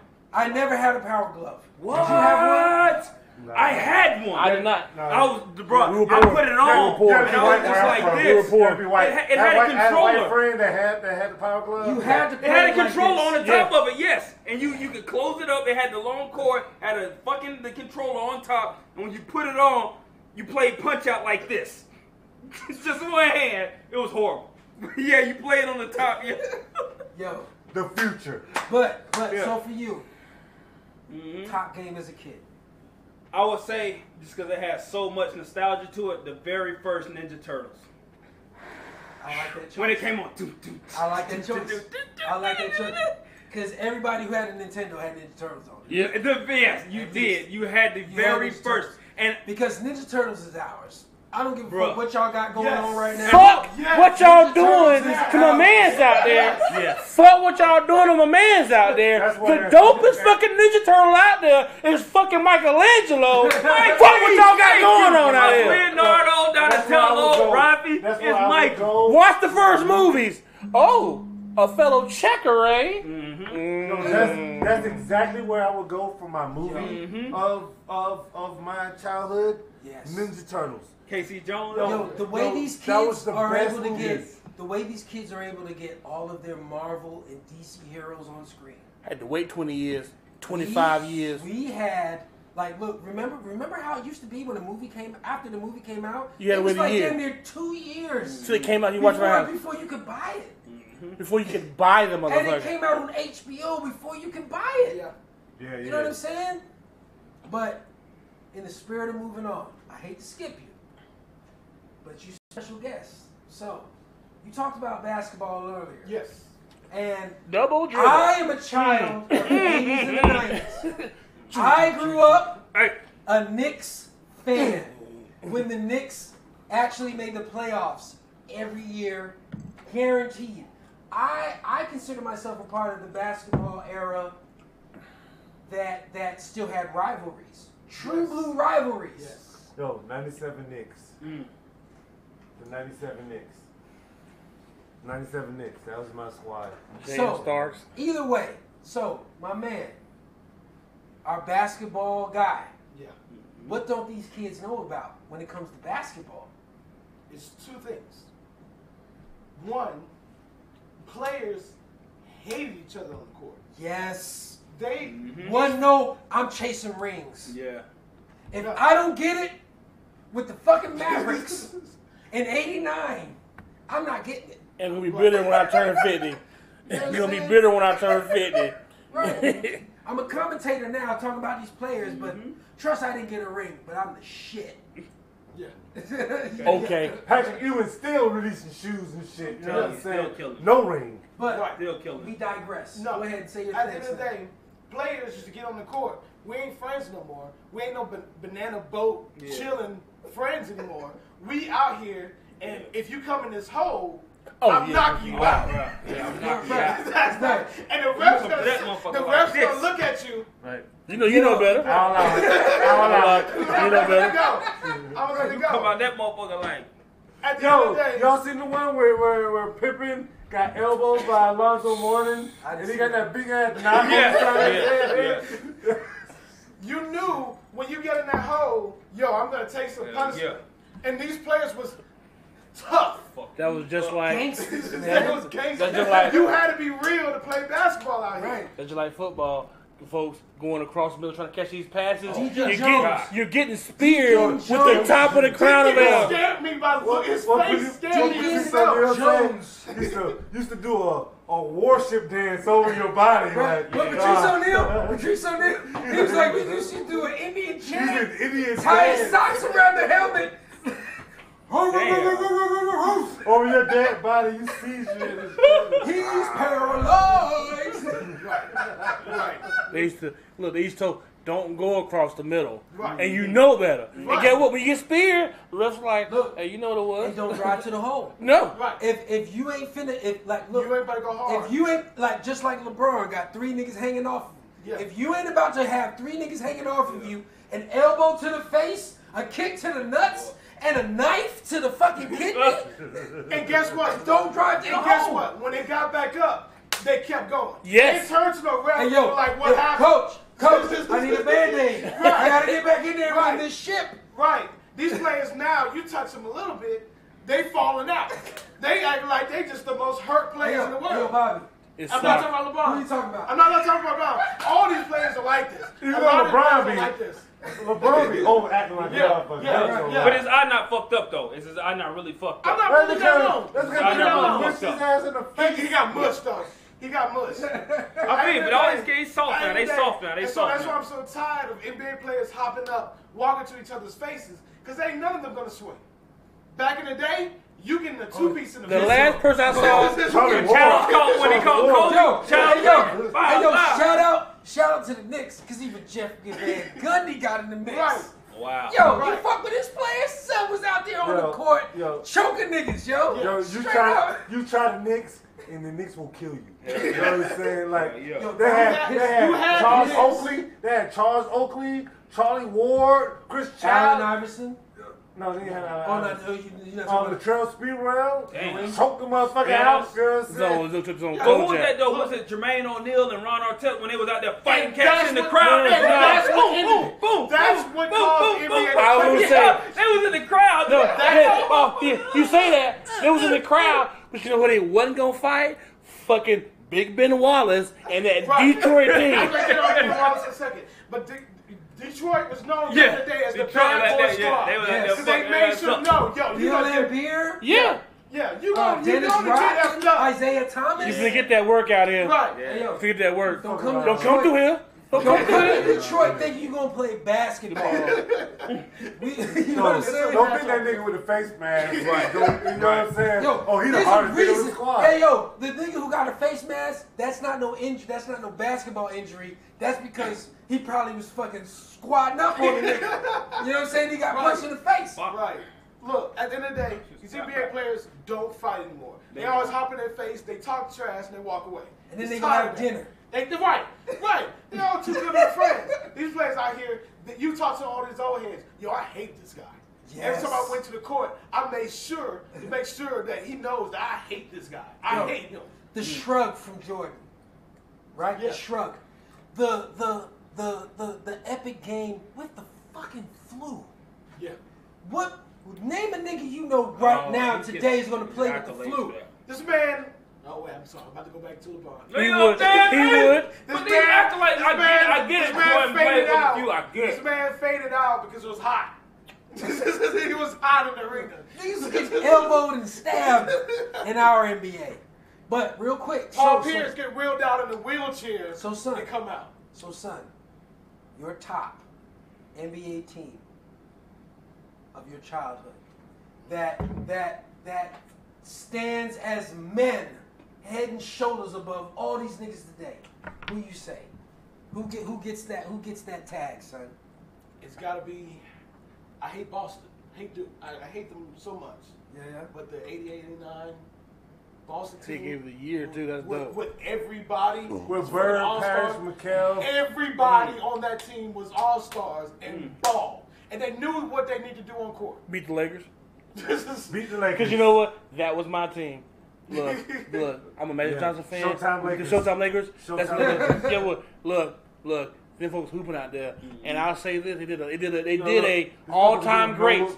They did all-time greats of each, franchise. And guess what? I will put the all-time greats of the fucking Lakers against anybody. We winning. We start Magic Johnson, Worthy, Kobe, Shaq at the 4, Kareem Abdul-Jabbar. We go to the chip. Wow. We go to the chip. Robert Ory on the bench. Damn. Greatest draft of all time, let you know, is the 1996 draft. That dropped, Kobe Bryant. That dropped, Steve Nash. That dropped Allen Iverson. Every person that you knew growing up, going to the early 2000s. KG was not too far behind. Yeah, 95. Everybody was in that part where it's just like, everyone's like, what's going to happen with Jordan League? Because it was just Jordan. It was Jordan. But these players came in, and every team had their player. Yeah. Minnesota had KG. Vince came along. Brady came along. Every team, when you show up, when that team shows up, I'm looking forward to this player. I'm looking this for. You can't say that anymore about these NBA teams anymore. There's teams that's come out like they all go play with each other. Yeah.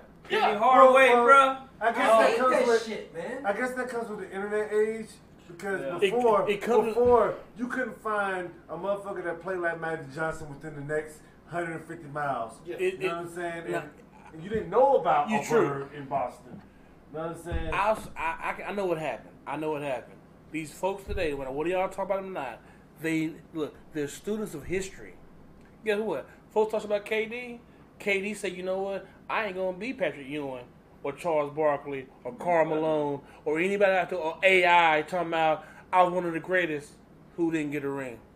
I tell you what, KD got a ring. You know what he did yesterday? Put up 43 when his team pretty much choked on him. You know what? You know what changed all of that though? What changed all of that was Kevin Garnett. Kevin Garnett comes in. Was he 7? I remember him being the he's first high school. He's like, you want me to do what? You want me to play center? Oh no, I can bring the ball up with this bullshit. You know what I'm saying? I can shoot threes with this shit. Mid-range jumper. Like once people in the league realized that there were more than the positions that they hold. Right. You know what I mean? This is after Jordan. Yeah. You know what I mean? Because nobody knows. I mean, it's not popularly known what Jordan's main position was. This is just Jordan. That's true. Right. You know what I'm saying? You know, I mean, he was a shooting guard. Right. But he didn't. We don't know him for shooting threes like that. He was dunking on motherfuckers. When we were in the mix, guard. I swore he was a point guard. He was more of a 3-man than he was a shooting guard. True. You know what I'm saying? And then in the game now, you're either a point guard, a center, or those in between. You know what I mean? Yeah, But I mean, even at that point, or a shooter. Even at that point, growing up, you can look up at the players saying, I'm going to model my game after them.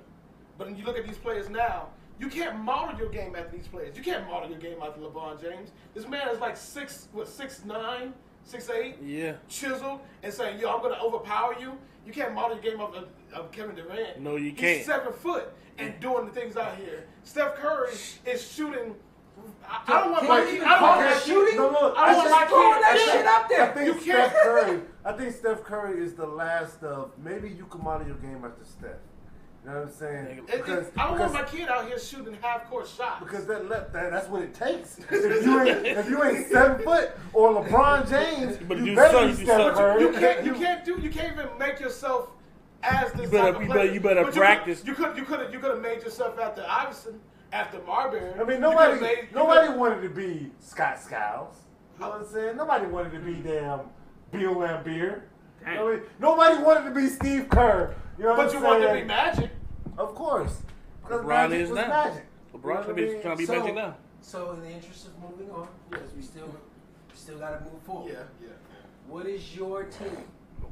What is the team that kind of epitomizes the era that these kids today just don't know about? What's that team? What's that squad? These kids. Remember, these kids don't know shit. So what don't they know? My man here said Goonies. My man right here said, what'd you say for the game? Ninja Turtles. First Turtles. So what's up? I mean, you said it before with the Knicks and Charles Speedwell and everybody I appreciate that shit. Because at the end of the day, I had to start at the end of the day, they tough. And they was tough out there. And they wasn't gonna back down. You weren't coming in Jordan was coming out there, and you knew when it was Chicago versus New York, it's going down. It's going seven. It's going down. Whatever the max amount of games it is, it's going the max. Yeah. That's what I miss about the playoffs. I think what kids these days don't know about is I don't know what year it was the Portland Trailblazers. That's true. You mean the technical team? The first super team. Before Pippen got there. That's when they had Pippen, Dylan Shrimp, Rasheed Wallace, Stoudemire. Was the Bonzi? Pippen. They had Bonzi Wells. Like that was their first attempt at putting a super team together, and it did not work. It worked. It would have worked if they could stop getting teed up all the time. Damn, Scotty got a fucking technical foul too. Yeah, I thought Scotty was a nice guy. I was like, shit, he get phone Rasheed in there. Boop, get him out of it. All right, so far where we stand is Goonies. These kids that don't know shit. You don't know shit about the Goonies.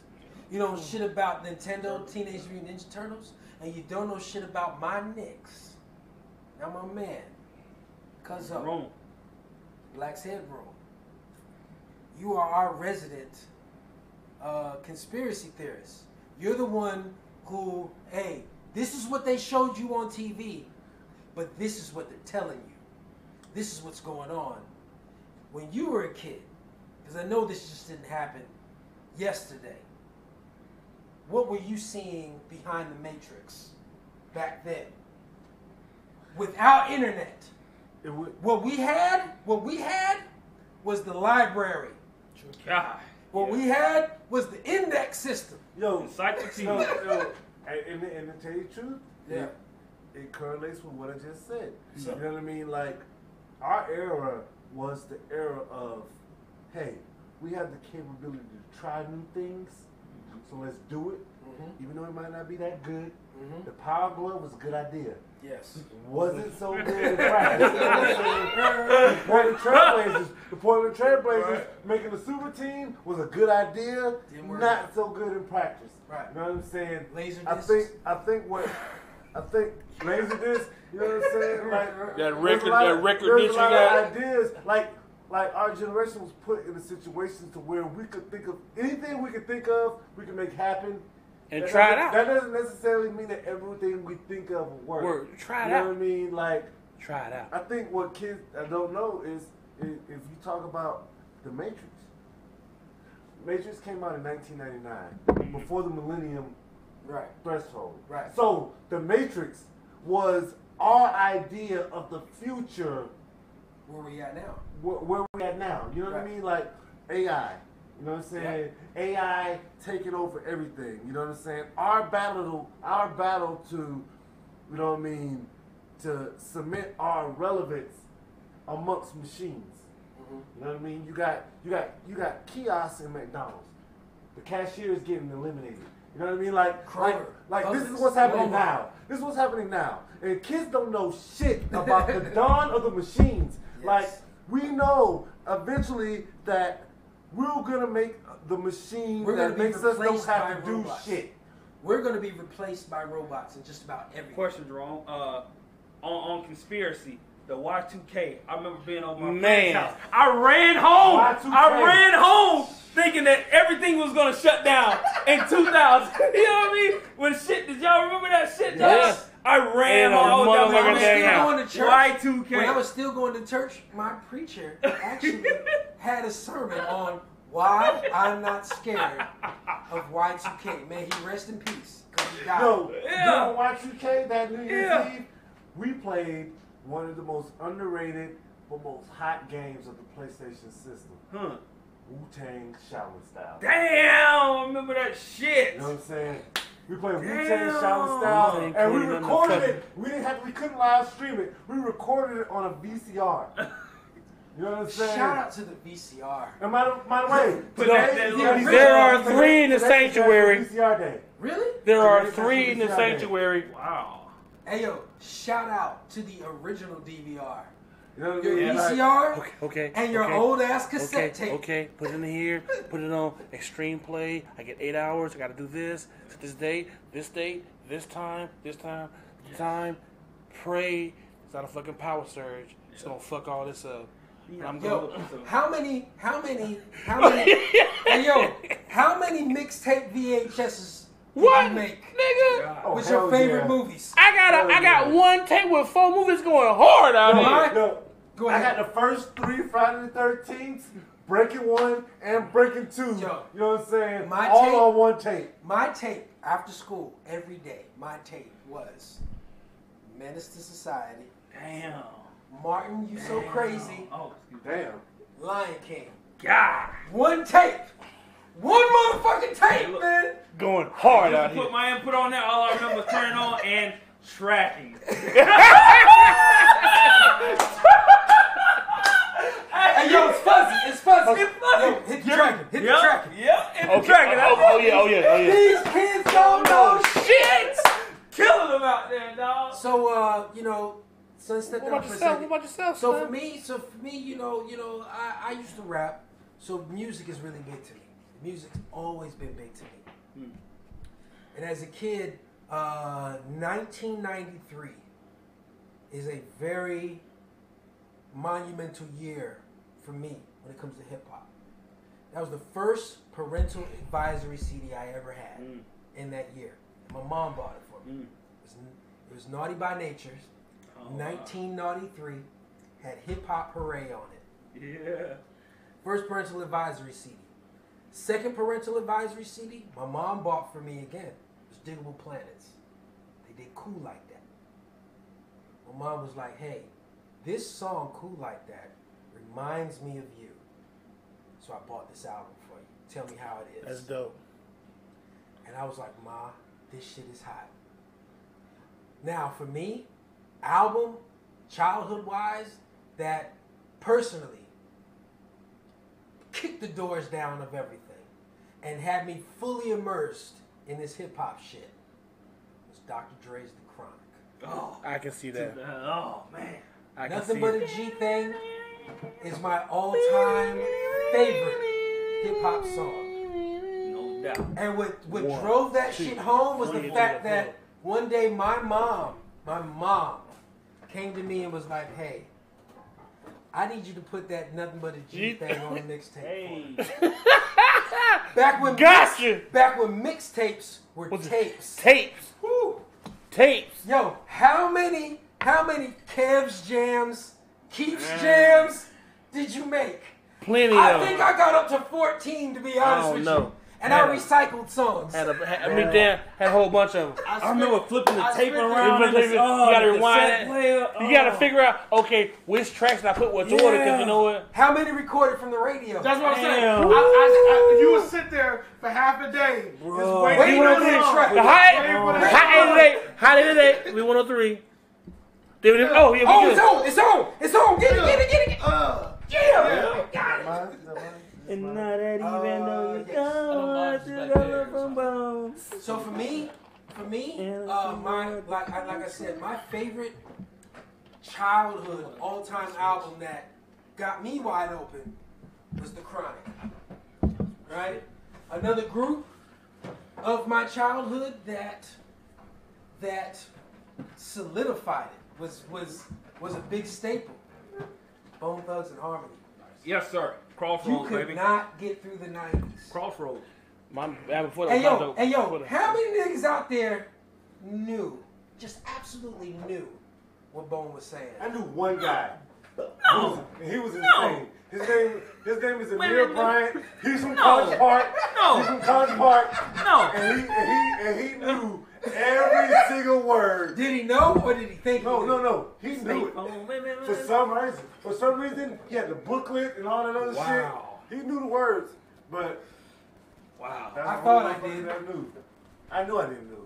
Your wrist, you motherfucker. They calling me Mr. Bill Collector. No, he's 99 in Returnal. He's 1999 in Returnal. It was the best album of the 90s. What? In rap. Hey, yo, but real talk, Don't Sleep on Creepin' was a come up.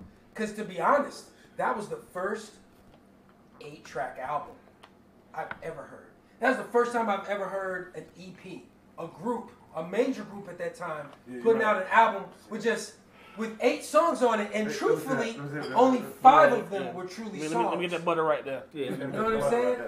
And so, Bone, Easy-E, them niggas was Cali. They were dope. They were innovative. They helped push it forward. New York started it. Cali helped push it forward, and then the South. And that's what I was gonna say for the South. What brought it home for me was Atlanta. What brought it home for me was the 90s. I remember for me it was the 90s, and that's when I always been into music, and it was always dope.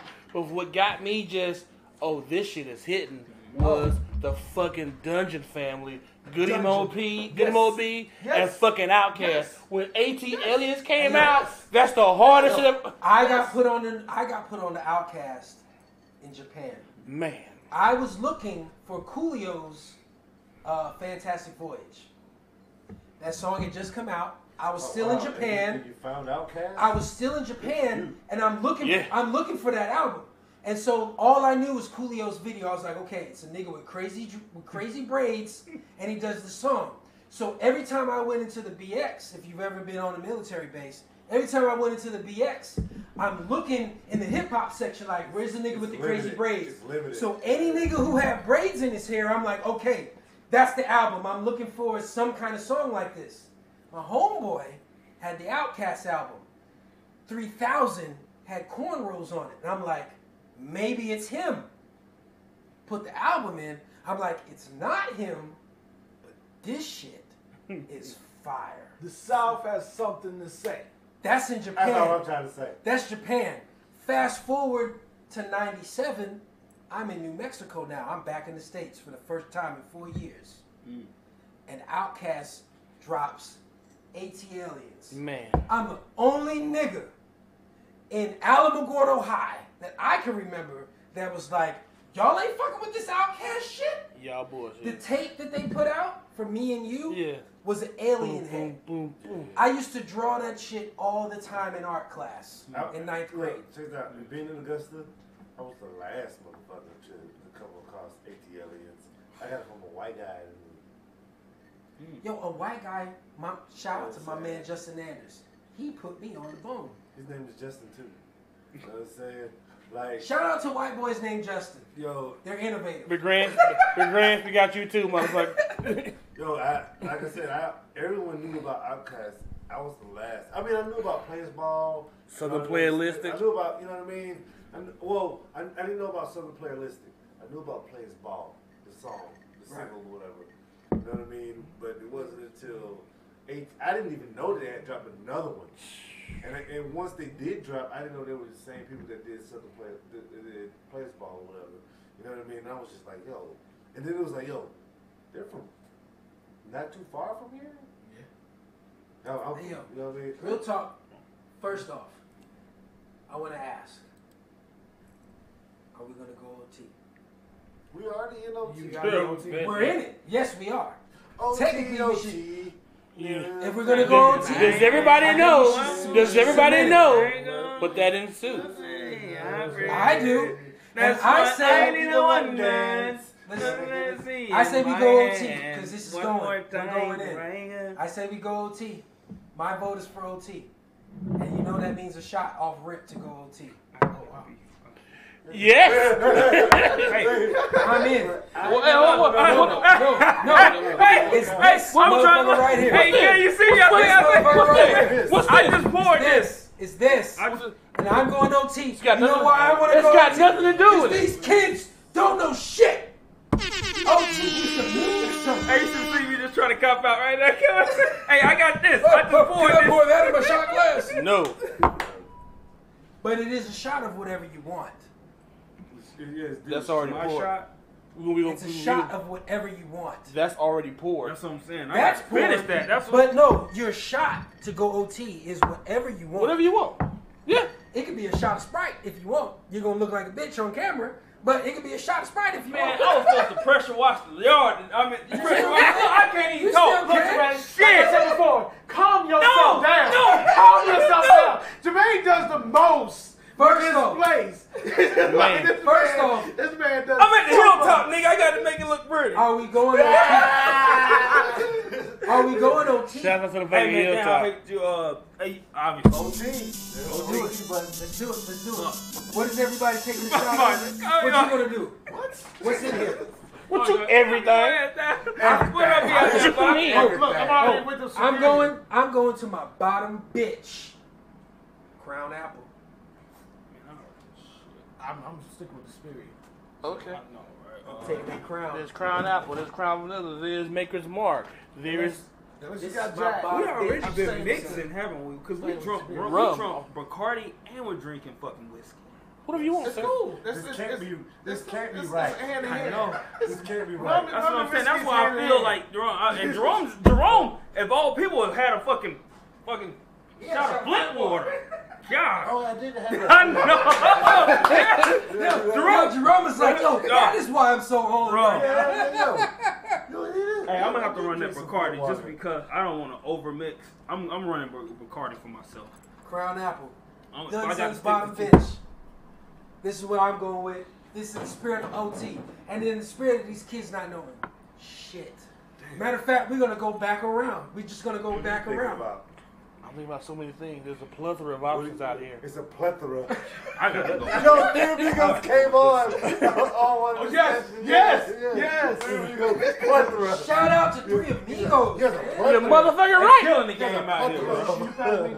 Your amigos killing them. He's infamous. What does infamous mean? Hey, yo. More than famous. Hey, yo. What was their move? Turn. Yo, that movie was funnier than it needed to be. Classic. Friday. I can stay down to two liquors at You least. push you up in the air. You shot the invisible man.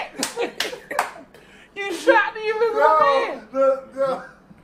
The part where they were drinking the water and the motherfucker turned up and was sand. How you get dust in your motherfucking? How you get dust in your motherfucking? Hey, yo, you know what else is a movie from our childhood that I think goes hard? And fell down. Oh, yeah.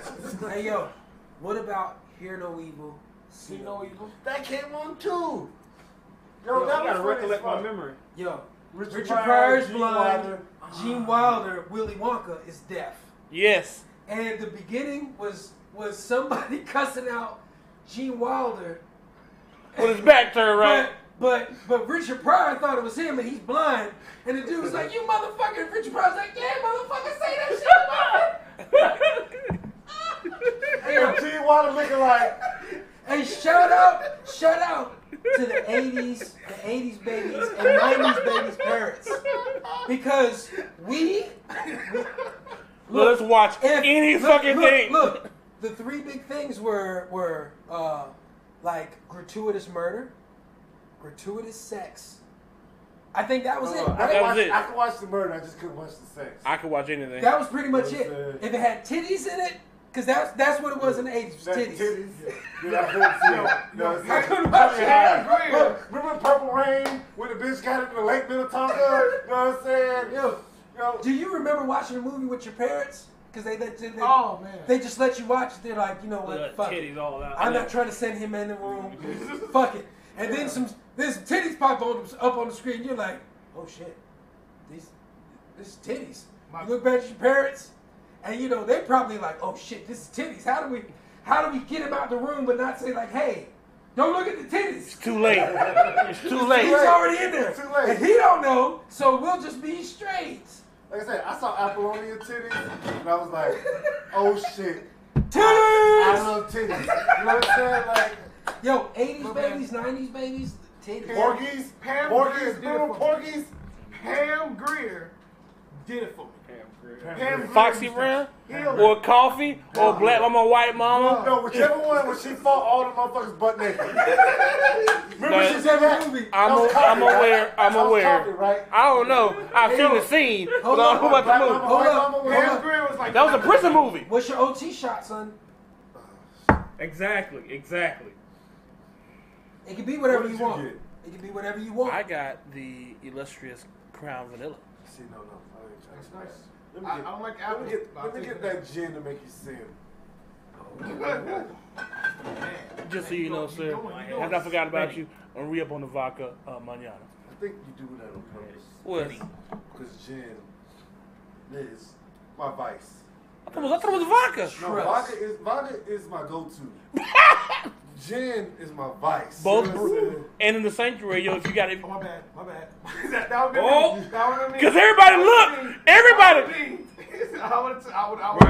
And the room gets silent. Everybody. That was my fault. So before we go any further, Season 3's first official OT. And we got Clutchfield in the building. What's up? That's Freedom. what's up. Freedom. Freedom.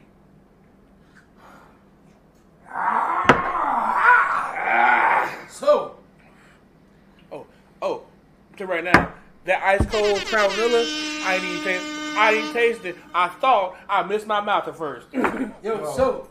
Can't taste it. Let's do a quick. What time? Let's do a quick round table real quick. It's 10:46 right now. So, currently. Goonies was your first. What would be number 2 or whatever? What floats up to the top after Somebody that? give me a genre. Movie, TV wise. Well, I mean, there's a lot of stuff in our childhood. But for you, since you are our resident movie guy. If that's gonna be the case, I'm gonna take a cartoon movie, Transformers the movie. Motherfuckers got murdered out there. Motherfuckers got murdered out there. Yo, Fuck you think about going on? When Optimus went gray. He's done. He went gray. And he didn't come back in that fucking movie as opposed to that trash movie Transformers 2 that Bobby knows. He was gone. Oh, Transformers 2 is the most horrible.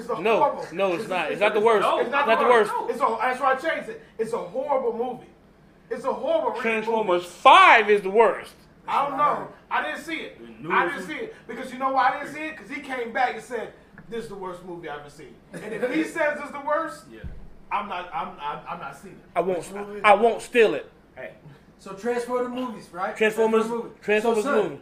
Gaming wise, TMNT is your top pick. Yes. What else floats to the top that these kids don't know about? When I recollect my memory, man, I don't know. I'll go something a little light, man, but something that had a nice nostalgic feel. Man, I'll go to the first Super Mario's on Super Nintendo. It changed the game. Hey man, that's a dope ass game, man. You actually got the leaf and shit, man, and you actually could do more exploring out there, man. Man, that changed the game. On the SNES? Man. Yes, SNES. That first Mario. My Super Mario World, where you got the fucking leaf, you can just run. Man, that game was dope. Super Mario Brothers, Super Mario World was dope. It was, man. So son, it was. So Knicks was one that of was your a dope ass teams. game, bro. What's another 80s, 90s team? You gotta that go in close there to and the top? you gotta uncover the hidden green block because you will see the green outline. Minnesota, KG, Marbury. The Kid. What year was that? KG and Marbury? Man, that's 90s, yeah. For real. That's 90s. I don't even feel that. I don't even feel that shot. I don't feel it anywhere. Are you sure? Yeah, I don't register. It didn't register with me either. That's bad. It's good, but it's bad. Luscious. Who was on that squad? Just KG and Marbury? They had a bunch of just ragtag people that's like, look, we ain't playing around out here. Yeah, because the guy from Augusta was on that squad, I think, a couple years later, though. Yeah. That's why I was asking. Yeah. You know what I mean? So, son, what's another Penny. You know, conspiracy theory or just. Yeah, my bad. Penny and O'Neal, man. My bad. It is Orlando. Yeah, Orlando. I'm tripping. Yeah, I'm tripping. I kept waiting for Penny and O'Neal, They got man. leaked to us. Information-wise, they got leaked to us, or we had to go find out for ourselves since we didn't have Facebook, Twitter, or anything like that. I'd give you the gateway to all of that shit, which was Napster for us. Nice. Yes. You know what I'm saying? Yeah. Change the game. You get movies, everything. You get everything. I saw the R. Kelly tape on Napster. I'm not gonna lie. You know what I'm saying? Like. And what spawned that out Napster? before LimeWire? LimeWire. Crossover. Bear Share. Did anybody Bear Share? Yes, Morpheus though. Kazai, all them shit. Like, Kazan? Kazan. Kazan? Oh my God. For us, the floodgates open with Napster. Look, outside of the actual greatest generation, we are the greatest generation. Anyone 30 to about 30, anybody from 30 to 40. I'll just go generic like that. Right. Anybody from 30 to 40 had the childhood that gave you access to just about everything that the world had. Yeah. I mean, nowadays they get more and access. also gave you a good foundation to create. Yeah. Look, it opened the gate. It opened the gates and said, "Hey, this is what we thought of. What can you think of?" Yes. You know that don't happen no more. Kids know shit. They don't try. They trying to just. They're not trying to be innovative. They're trying to piggyback on what everybody did. So just think about it. When the doors of Napster open, you know what I mean? Think about a lot of the people that came out after the dawn of Napster. Facebook. Steve Jobs, Mark Zuckerberg. I don't know who the fuck Tom's last name is, but Tom is MySpace. Yes. You know what I'm saying? Twitter. Tom taught people how to code. Yeah, no. Yo, you need a new background? Code that stuff out. Yes. Yo, Tom, and that's what I kind of miss about Facebook a little bit is MySpace. MySpace, the identity of your. Is that Tom said, hey, if you want to make this better than what it is, here's how you do it. You know what I mean? They just paid here's yours. the code. You know what I mean? This is how you code things. Put this embed code here, and you got this. You know what I mean? Like our generation was like, yo, the doors are open. Go get that shit. Go get it. You know what I mean? Man.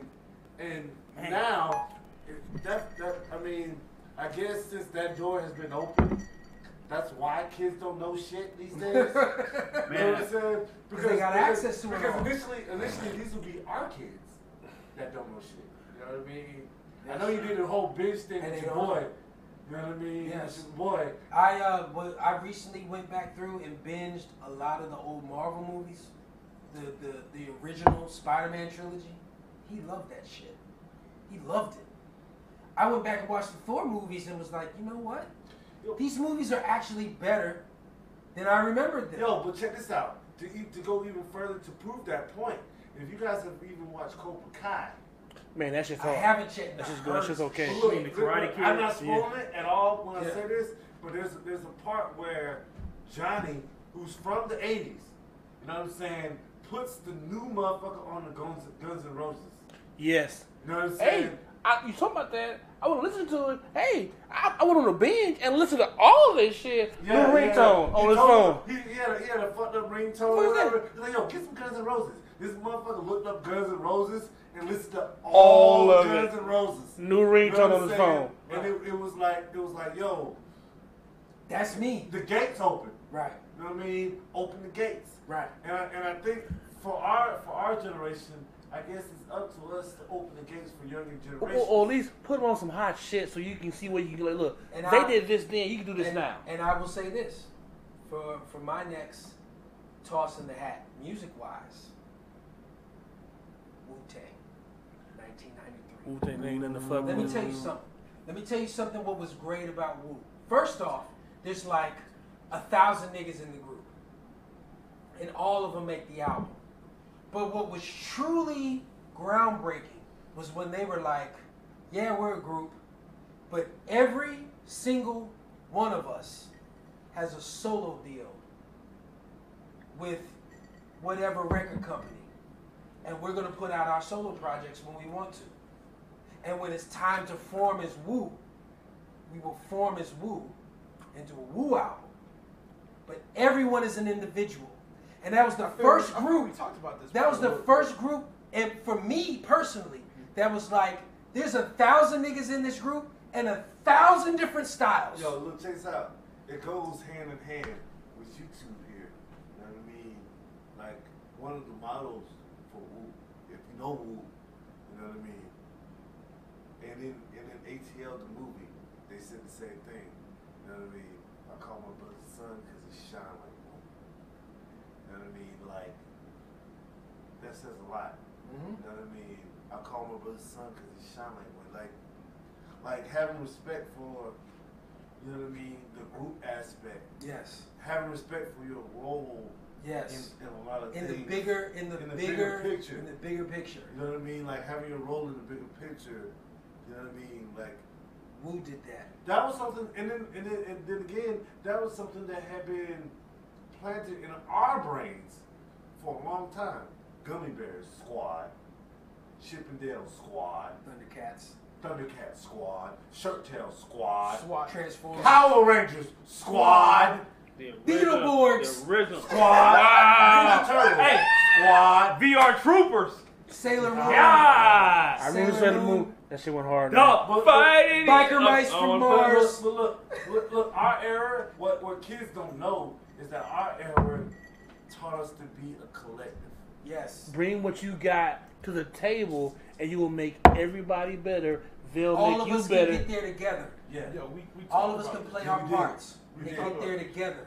Like it's one of those things. Like I said, man, is now it's what can I get from it? Quick Not side what note. I can bring to the table. Yeah, I got some. Quick side note. Quick side note. I would like to put out there that I remember, and y'all can tell me how much this might resonate today. But when I was a kid, Arizona, 4th grade, we used to play Teenage Mutant Ninja Turtles when we was out on the playground, right? And you had recess.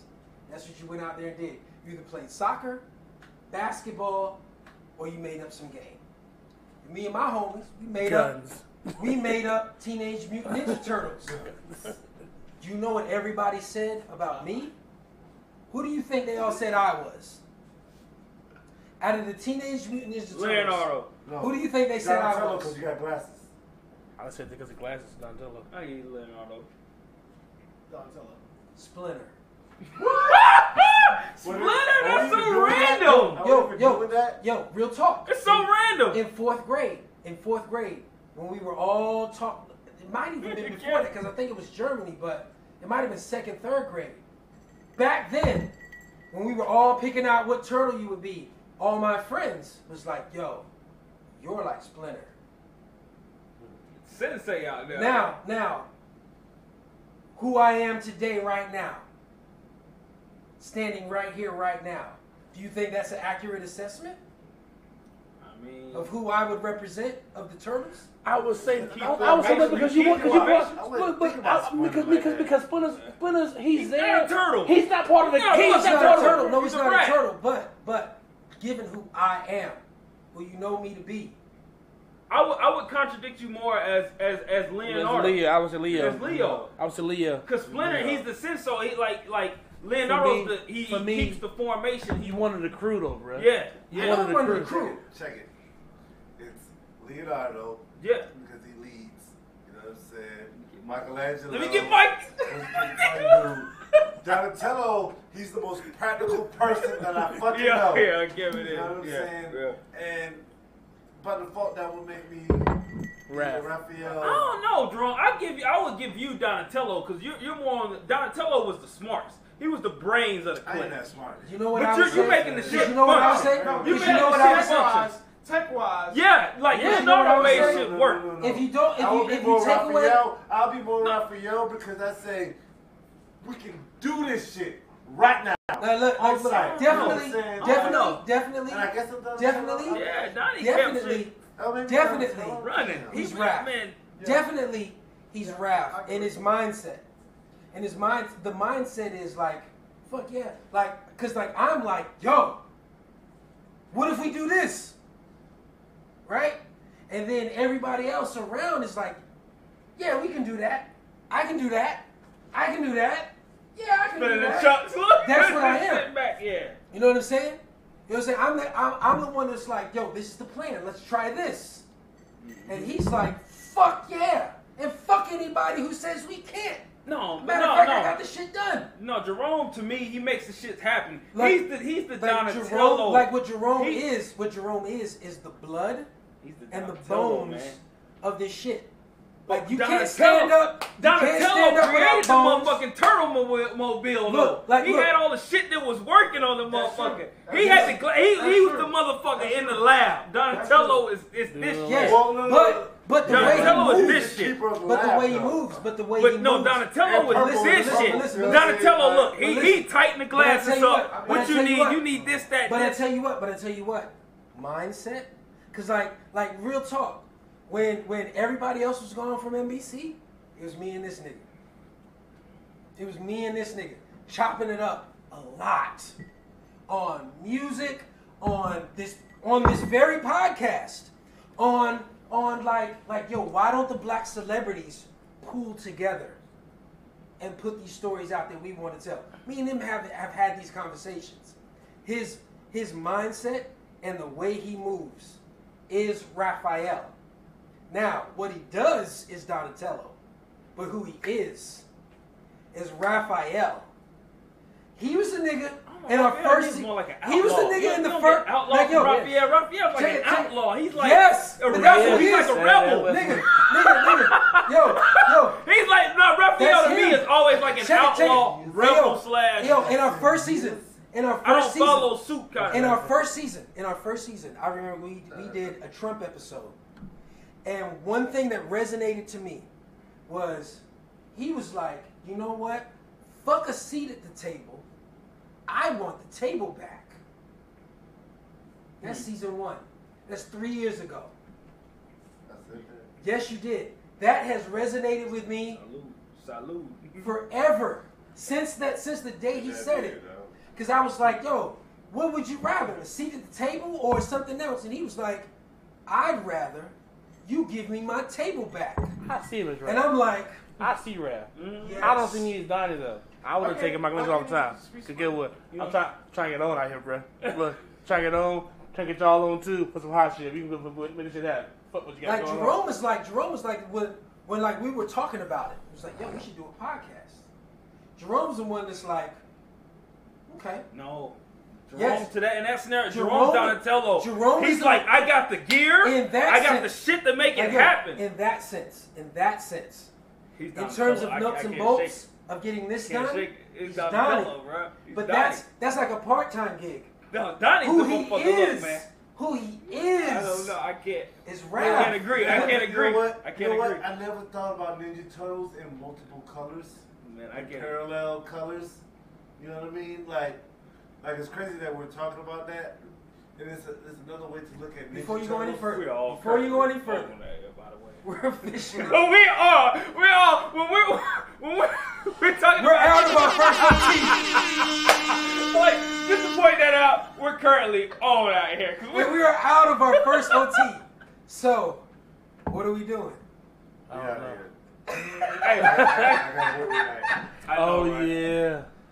Then you know what? Hey, understand, folks. It's coming back for episode 2 of Kids Don't Know Shit. Kids Don't Know Shit. Go ahead. I get one more nostalgic moment.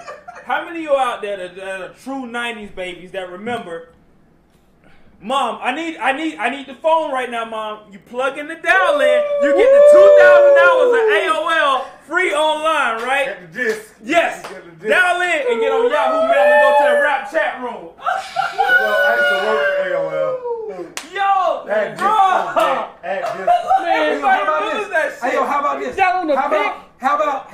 How about you was on the chick, you was on the phone politicking, you was on the phone politicking to a chick, and you realized, yo, somebody listening on this. Yes. Oh, Mama, killing me. Somebody listening on this motherfucker. And then you be like, if you had a brother or sister. For me, I'm like, Wes, you on the phone? Yeah. Ma! Dad! Who on the phone? Nobody. Clip. Right. Yeah. I'm sorry, man. I just got to goddamn, baby, it's all good. I remember that. Hey, how about, yo, you hang up. I'm sleeping when I ain't sleep. No, won't you hang up? No, I'm good. I'm sleeping when I ain't sleep. I sleep when I ain't sleep. Yeah. How about you talk to one chick and like, oh yeah, I love you. I love you, but like I like you and everything else. And then all of a sudden, who you talking about? Who love you? Right, and now the chick comes up on the phone. All of a sudden, there's three-way. You got both side chicks on three-way right now. Deal with it. Deal with it. Oh damn. I know a nigga that had to do that. I panicked. And I was talking about. I ain't say that. Mm-hmm. Well, that's fake news back in the old time. That's fake news. I heard you say I ain't say that. I heard you say no, you didn't. Fake news. Damn, that's crazy. Dial up, man. You used to plug that shit in. You used to be like, and get what? A phone call can fuck up your entire day. I know, right? Not even. You got it so that don't nobody call anybody. You got it so folks in your house won't call out. What happens? Somebody calls in, fucks up your whole world. How about this? Download a picture. You know what? Oh, picture downloading. I'm gonna dip, come back. By the time I come back, should be at least halfway, you know what I'm saying? Line by line. Line by line.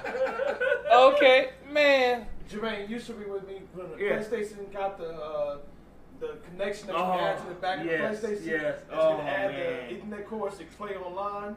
Right. Oh, that big ass adapter that was on the back. Oh my God, bro. Oh, it was PS2. PS2. It had that connection.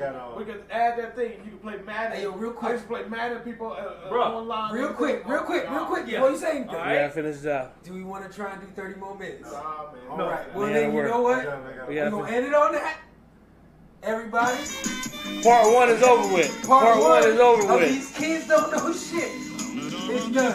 They don't know shit about a multi-tap on PS2. Cause my homeboys want to fuck with me. We had that big ass block on the multi-tap on the PS2. They don't know about Sega Saturn. Ooh, Dreamcast.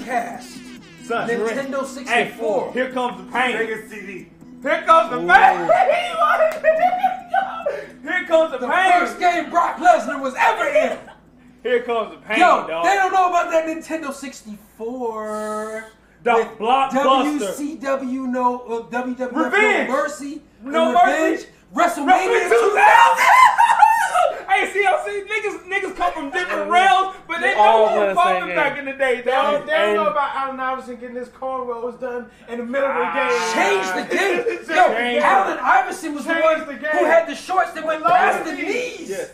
And was hooping with the shirt outside of it. It was like, that's my nigga right Remember there. the Jadakiss commercial? The Jadakiss video? AI J-Kid, I want to play this. And they made the beat. Kobe Bryant, Allen Iverson. Hey yo, what about Deion Sanders rapping? Woo! Wow. Must be the money that's driving me up. What about Shaq? What about Shaq rapping? Platinum! Wait. Platinum! I know. Cut it short. Don't say shit about Shaq rapping. I said platinum. He went platinum. Oh, yeah. I think he went platinum. My man had Shaq Diesel and Shaq Fu. I got all 3 Shaq albums.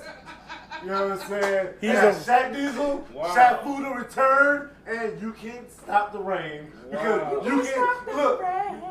When You Can't Stop the Rain came out, Kobe was out. You know what I'm saying? You can't stop the rain, boy. Just think about that. Peter Guns, all you loving hip hop motherfuckers, Peter Guns. Ooh. Peter Guns was on the Shaq Yeah. album. Look, all you loving hip hop niggas, Peter Guns was nobody.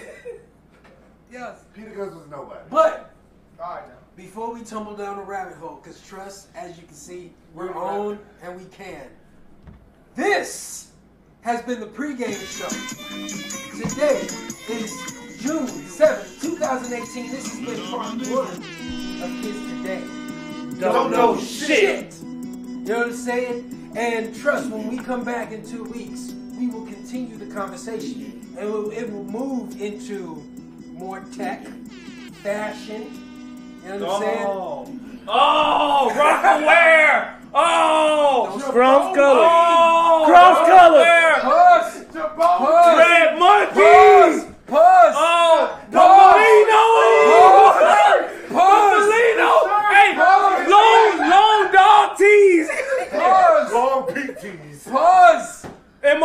teeth. Oh. That's it, I'm telling you. We can kill him all day. Trust. The conversation continues. We can kill him. In 2 weeks, everybody. You know what I'm saying? So please, tune back in on the 21st, June 21st, 9 a.m., Thursday morning, Facebook, YouTube, Periscope. We are the Pregame Boys. I am your boy, Gunson. To my right. The Snacks in the fucking building. Yes. Y'all don't know shit. It's your boy, Bang. Bebo Bobby, Zone 3, College Park, you know what's up. Hey, boy, wrong, cuz. And this has been the Pregame Show. Thank you for tuning in. Like, subscribe, share. We are on the quest for 1,000 people. So, let's get it. If you've already subscribed, tell the next nigga to do it. And tell the nigga after that to do it. We appreciate all the love. We appreciate the support. We still here, and we're going to be back in 2 weeks. This is the Pregame Show.